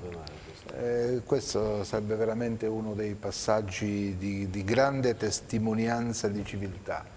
Di responsabilità sociale anche delle imprese, perché le imprese in questo momento ci sono imprese che un problema, però ci sono imprese che potrebbero mettere a disposizione, aiutare a cambiare il loro approccio, attrezzare qualche ospedale, cioè la scelleratezza di queste gestioni degli anni scorsi mi viene veramente da mettere... La paghiamo tutta, la paghiamo ma ora. Sono stati completamente smantellati gli ospedali, dovevano essere trasformati in case della salute e non li hanno trasformati in nulla, sono rimasti lì.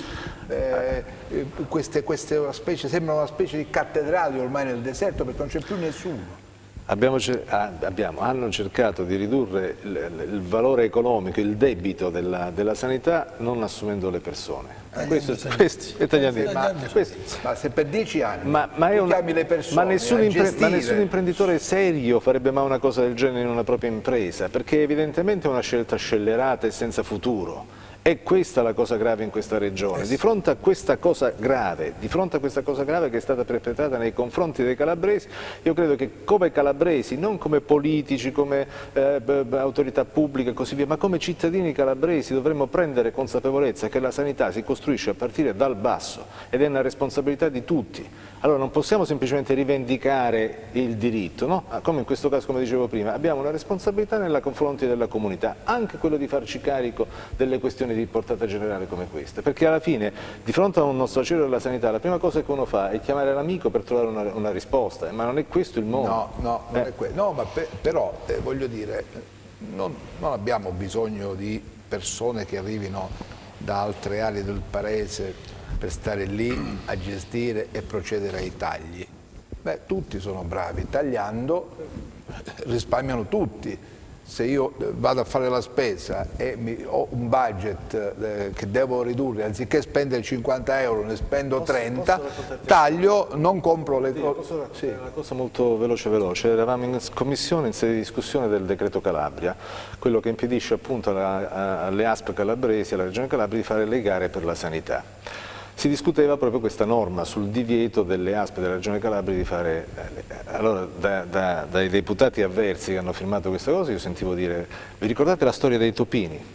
Mi sono risentito dire la storia dei topini, dopodiché ho chiamato la Regione e mi sono fatto mandare il referto dell'ANAC del 2017 sui risparmi di spesa assicurati dalla sua regionale negli acquisti dei farmaci nel settore della sanità, dove l'ANAC diceva la sua ha funzionato benissimo, l'unico suo problema è che ha 30 unità di personale, mentre ne servirebbero 130 unità di personale. Allora pure noi dobbiamo capire che cosa vogliamo fare della nostra sanità, perché fuori c'è un brand negativo, un'immagine negativa della Regione Calabria e non riusciamo a comunicare le cose positive che abbiamo e che facciamo.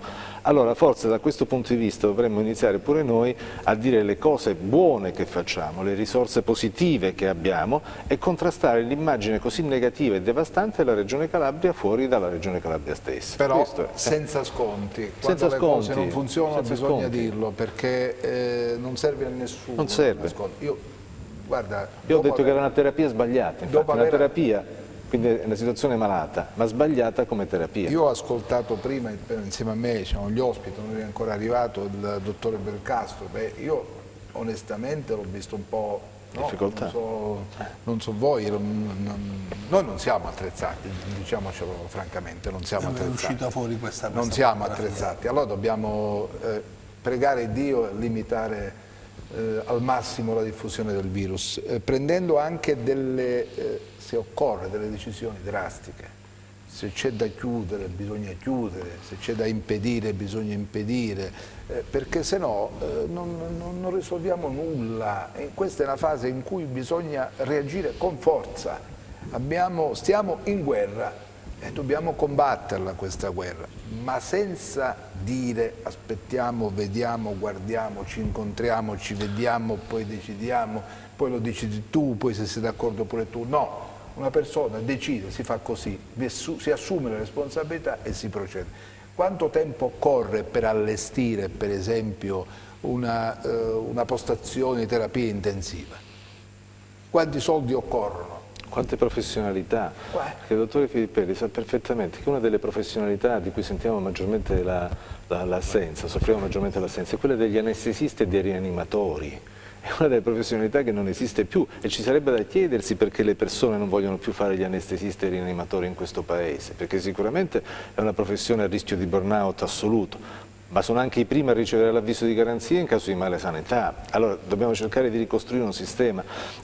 La mia impressione è che questa vicenda ci stia insegnando, ma in modo veloce e duro, che siamo un sistema e che dobbiamo ragionare in chiave di sistema, in cui non possiamo accontentarci di metterci una toppa su una singola situazione, perché poi scoppia da un'altra parte. Allora o iniziamo a ragionare in chiave di sistema o non ne usciamo più da questa partita. Forse è questo che dovremmo imparare e dovrebbero imparare anche quelli che governano il sistema sanitario. Poi una gestione della sanità troppo politicizzata negli anni ha costretto i più meritevoli, i più in gamba, che non avevano sponsor politici forti ad abbandonare la Calabria e molte eccellenze lavorano. Attilio, scusami, una domanda la faccio io, ma secondo te un politico ha più consenso se mette un primario amico suo o se fa funzionare il servizio nell'interesse dei cittadini. Io penso che se io metto un primario amico mio, avrò 50 voti di quel primario, vero Sindaco? Dopodiché avrò 10 altri medici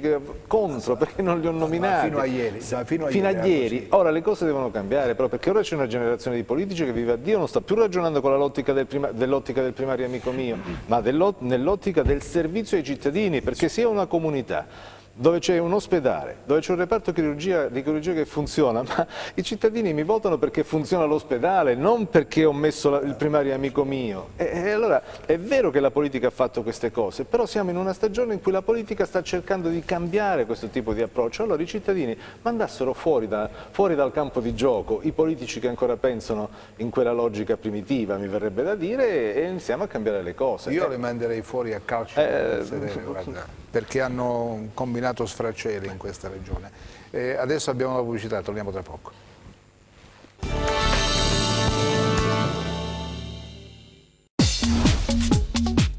Cerca Teleeuropa sul tuo Play Store o Apple Store e scarica la nostra app. Ecco, torniamo in diretta.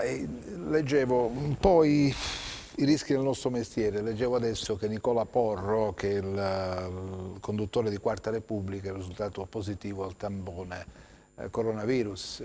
Incontriamo tanta gente, facciamo questo mestiere, andiamo in giro, non ci proteggiamo evidentemente, succede così per amore di questo mestiere, però anche noi dovremmo prendere le opportune contromisure, cioè comportarci così come ci è stato indicato. Mi dicevano, c'è una nota arrivata adesso, un messaggio, non lo so.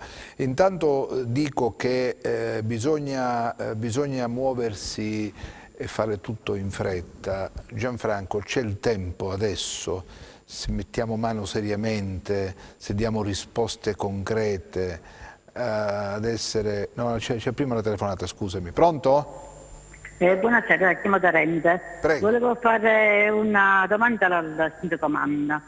Allora, volevo sapere, il centro commerciale si ha intenzione di chiuderlo, perché sono chiuse le scuole, sono chiuse tutte le altre cose, però la gente si deve stare al centro commerciale, quindi se dobbiamo stare tutti in casa, come me c'è sempre questa affluenza al centro commerciale?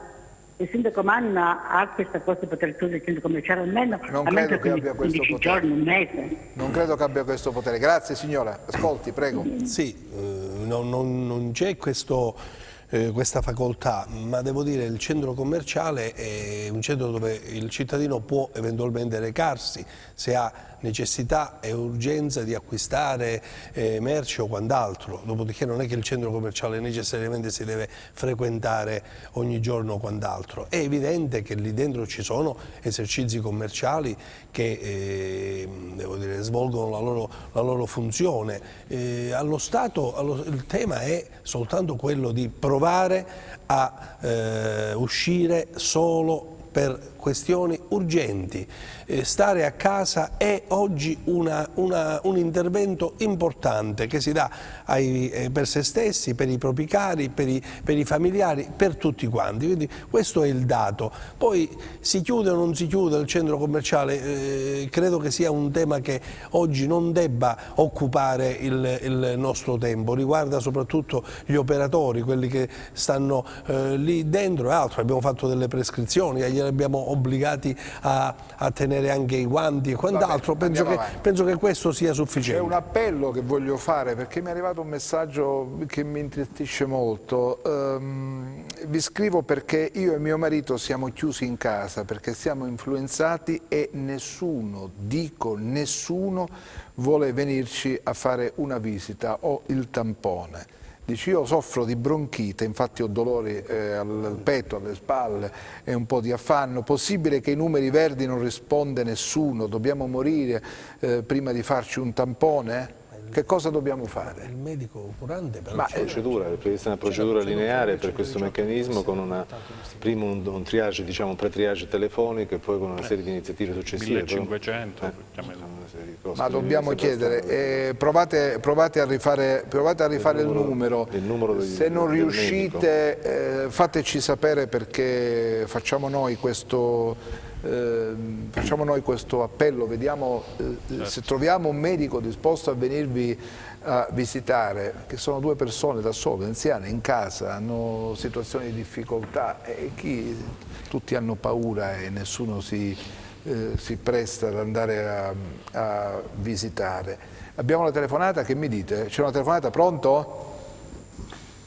Pronto, buonasera direttore. Buonasera, prego. Sono Stefania, la chiamo da Cosenza. Prego. Volevo riagganciarmi al discorso che faceva prima il sindaco Manna riguardo i call center, la distanza che deve sussistere tra gli operatori di 1 metro, no? Tra un operatore e l'altro. Io penso che questo assolutamente non sia sufficiente, perché le sale molte volte sono popolate da tanti operatori. Magari la distanza di 1 metro potrebbe essere valida nel momento in cui ci fossero stati 20-30 operatori per sala, ma visto che parliamo di sale dove lavoro io, dove ci sono anche 70-80 operatori, io penso che la distanza di 1 metro assolutamente non sia sufficiente per arginare il pericolo, ok? Quindi io assolutamente proponevo quasi, no? Mi è mandato anche un messaggio su WhatsApp, no? Un messaggio quasi disperato alla regione di effettuare una chiusura straordinaria proprio del call center, perché comunque non è possibile vivere, non è possibile lavorare in questi ambienti, ok? Nonostante siano igienizzati, sanitificati, quello che vogliamo, però comunque non so, il mio collega, la situazione non è semplice, ok? E poi parliamo di comunque call center, è un comparto fondamentale nella regione Calabria, questo lo sappiamo, dal lavoro a tantissimi calabresi, soprattutto nella provincia di Cosenza. Quindi io magari punto a che ci sia più attenzione riguardo noi operatori telefonici, perché veramente non è una situazione supportabile e sopportabile. Grazie, può ascoltare per televisione la risposta. Grazie. Buona serata a tutti. Grazie, ma credo che queste segnalazioni che stiano arrivando forse meritino un ulteriore approfondimento. Chiederemo all'ASP di verificare meglio anche i luoghi di lavoro e se è opportuno provvedere con mascherina e quant'altro, oppure se i locali non dovessero essere idonei rispetto appunto alla problematica che abbiamo, allora si prenderanno e si adotteranno altre misure.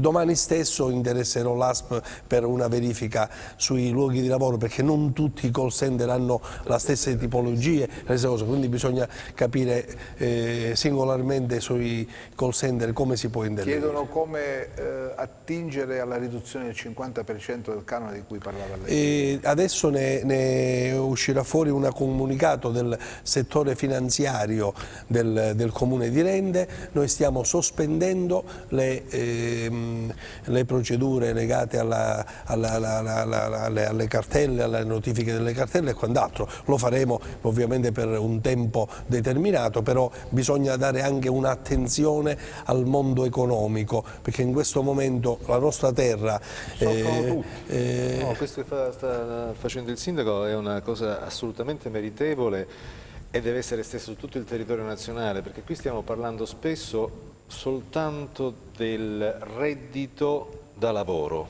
quindi cassa integrazione e così via.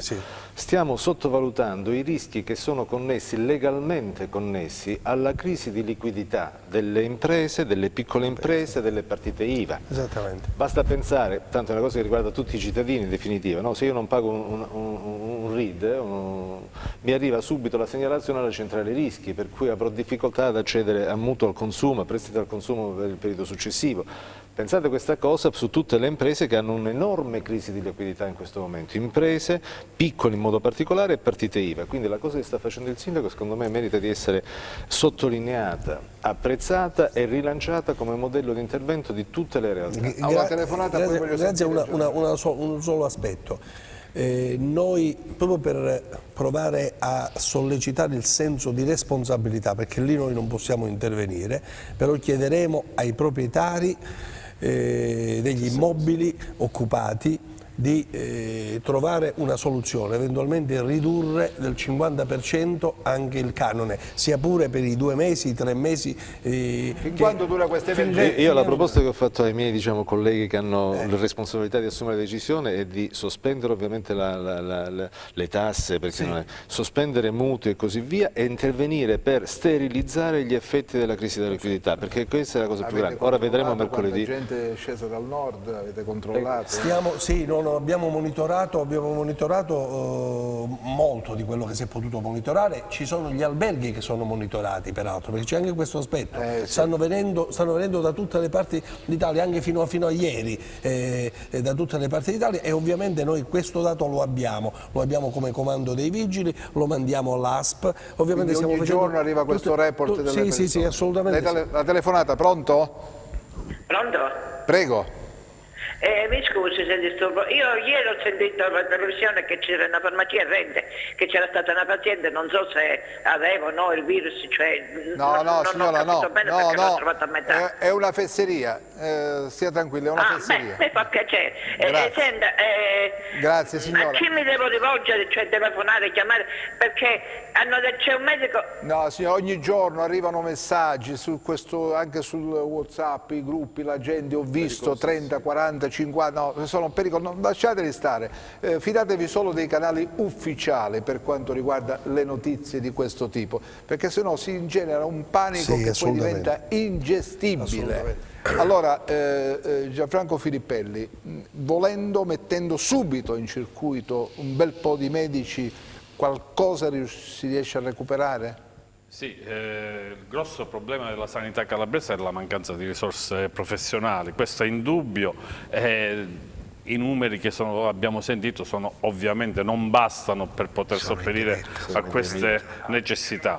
Per ritornare alla domanda iniziale, se tutti quanti noi riusciamo a rispettare queste semplici regole che sono ormai evidenti ovunque in televisione, che sta giocando un ruolo fondamentale per quanto riguarda l'informazione, ma anche sui social, ognuno di noi si fa parte attiva di prevenire l'eventuale contagio con norme igieniche banalissime, lavarsi le mani ripetutamente, evitare i contatti, è ovvio che si può arginare. Poi c'è una mia convinzione, spero di non essere smentito, ma questa emergenza durerà secondo me fino a maggio-giugno, quando le temperature si alzeranno di molto, e sono certo che questa epidemia si autoestinguerà da sola.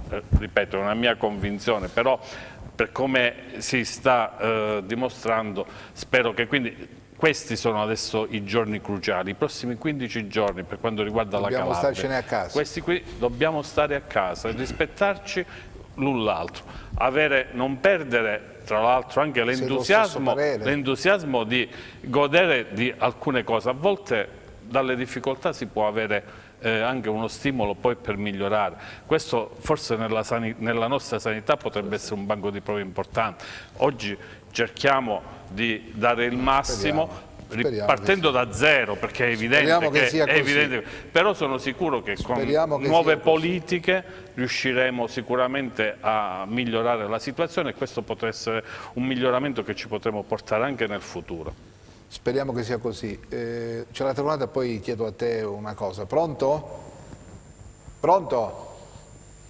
Non abbiamo nessuno. Mi passate la telefonata? Pronto? Mi sente? Io non sento nessuno. Va bene. Quando poi c'è la telefonata, perché evidentemente c'è un flusso tale che poi è difficile gestire il traffico, anche il nostro centralino alcune volte va in tilt. Noi speriamo di poter continuare, come dire, a offrire sempre attenzione a tutto quello che si muove. Saremo vigili, perché non faremo sconti, e controlleremo ogni giorno qual è la situazione. Se ci dicono che la tenda del triage non ha gli strumenti all'interno, noi lo denunciamo. Il giorno in cui vedremo che tutto sarà a posto diremo sì, finalmente ci siamo riusciti, però piazzare una tenda una settimana prima per attrezzarla poi tra 10 giorni non mi pare ci sia della logica in un'operazione di questo tipo. Lo ripeto, l'emergenza è adesso, non domani, adesso. Quindi dovete fare presto, chi può decidere deve farlo senza aspettare solite riunioni, lungaggini burocratiche. Qui non siamo, la burocrazia non serve più a nulla. Entriamo a gamba tesa nelle cose e cerchiamo di farle. Pronto? Pronto? Sì. Prego. Sì, Franco Bertucci. Velocissimo Franco, ti prego, siamo in chiusura, vai. Ah sì, c'è. Pronto? Sì, ti sento, devi abbassare il volume del televisore, se no non riusciamo a dialogare. Ok, ho abbassato. Vai Franco. Allora, sì, vado, perfetto. Volevo dire questo. Ho vissuto un'esperienza bruttissima da un mese a questa parte. Al CUP dell'Annunziata di Cosenza è stato difficilissimo fare tutte le procedure per fare delle analisi del sangue. Non dico... Ieri, venerdì, sono ritornato per ritirare le analisi del sangue, mi sono dovuto ritirare alle 12:30, avevano già chiuso la funzionalità della macchinetta, quindi non c'era più la possibilità di ritirare il numero, c'erano 50 persone che si erano messe in fila per ritirare anche loro o fare allo stesso sportello le procedure delle analisi, accertamenti vari eccetera, lì dove si doveva ritirare pure le analisi del sangue. Lo sportello che c'era lateralmente era completamente chiuso. Che cosa bisogna fare adesso? Adesso perché io possa ritirare questa analisi del sangue? Il problema è uno, che le persone erano in fila l'uno dietro l'altro. Se noi diamo a disposizione che bisogna stare a 1 metro di distanza, come intende oggi la direzione dell'Annunziata risolvere questo problema? È di una gravità incredibile.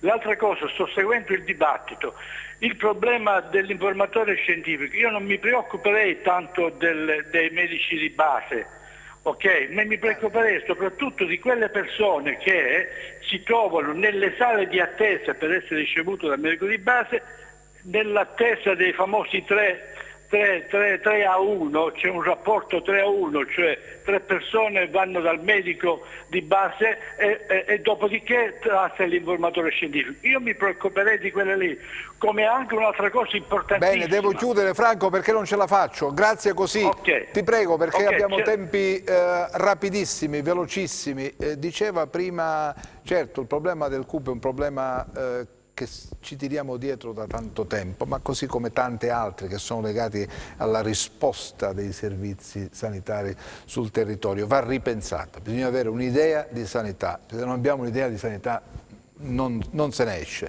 perché 1000 cose, 1000 rivoli. Probabilmente dalla direttiva che oggi il Presidente Santelli darà ai direttori di aziende sanitarie e ospedali ci sarà anche quello di riattivare gli ospedali chiusi, metterli in sesto, ma quanto tempo ci vorrà per rimetterli in sesto? È possibile utilizzare quello che già abbiamo?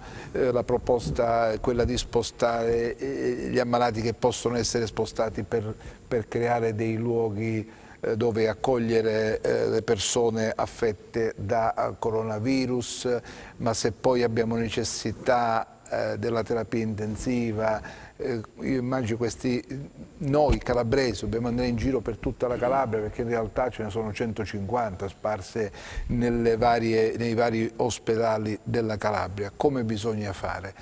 Questo è il problema, perché l'elemento diciamo, di criticità pericolosa di questo virus è di avere la necessità di respirare artificialmente, no? Fare in modo che venga sostituito il lavoro che fanno i nostri polmoni.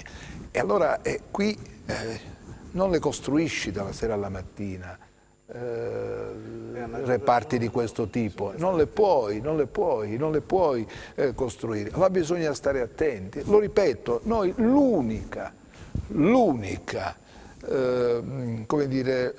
l'unico strumento che abbiamo per combattere questo virus è rispettare le regole, come diceva Gianfranco Filippelli, se no non c'è altro. Nulla. Per il momento nulla, è ovvio, come diceva pure prima il dottore, si aspetta aprile-maggio, questo periodo caldo da noi che ci permetterà probabilmente, si spera, di riuscire a debellare in qualche modo questa forma virale, perché effettivamente come virione, cioè all'esterno dell'organismo, questo virus... A chi dice sì, chi dice no, il caldo va bene, non va bene. Il problema è anche un altro, il problema è che poi noi ci avvicineremo al periodo delle allergie, quindi di conseguenza bisognerà vedere poi chi sarà portatore del virus collegato alle allergie, agli starnuti che si fanno nelle allergie. Quindi è ovvio che è tutto un dubbio, fino a che non si arriva al vaccino, che in realtà volevo giusto accennare a questo gruppo israeliano che è riuscito ad avere degli ottimi risultati su un vaccino che era già in studio per una bronchite sul pollame e che quindi potrebbe dare degli ottimi risultati, e siamo positivi, si parla di un mese, diciamo 3 mesi, se lo studio prima, che ora è ancora in vitro, poi ci sono una serie di step ovviamente, di momenti necessari per lo sviluppo di un vaccino, ma forse possiamo farcela. Benissimo. Noi siamo in chiusura. Io vi ringrazio, vi ho tenuto prigionieri qui per 2 ore, però sperando di aver messo qualche piccola tessera in più per comprendere come siamo messi in questa regione, avere un mosaico chiaro. Non è facile, perché ci sono 1000 rivoli, 1000 situazioni sempre diverse, poi leggi i messaggi che arrivano, 700-800 messaggi, gente che ti racconta storie anche personali. Io torno però a quell'appello di quelle 2 persone che sono a casa, chiuse in casa e non riescono a trovare un medico disposto a visitarle. Se mi mandano in privato l'indirizzo dove abitano, ci attiveremo anche noi, chiederemo noi all'ASP, chiederemo come fare, però una soluzione va trovata. Noi siamo qui a raccontarvi ora dopo ora, giorno dopo giorno, come sta rispondendo la Calabria, come si sta attrezzando. Lo facciamo perché sentiamo il dovere di farlo, siamo cittadini di questa regione, amiamo questa terra, non siamo scappati, non siamo andati via, non l'abbiamo abbandonata quando forse avevamo qualche anno in meno, perché crediamo in una primavera di questa Calabria e prima o poi ci sarà, io confido in questo. Ci vedremo domani, sempre alle stesse ore, sempre alle 15, che poi andrà in replica la sera, perché non possiamo stare qui in studio 24 ore al giorno, dobbiamo anche noi proteggerci, dobbiamo eseguire quelle che sono le indicazioni e stare a casa, però statene pur certi che fino a quando avremo la forza e la nostra determinazione, la nostra voglia di fare, di raccontare ci supporterà, saremo qui. Grazie a Antonio Viscomi, grazie al sindaco di Rende Amanna, grazie a Filippelli, grazie al medico che è stato con noi. Appuntamento a domani. Arrivederci.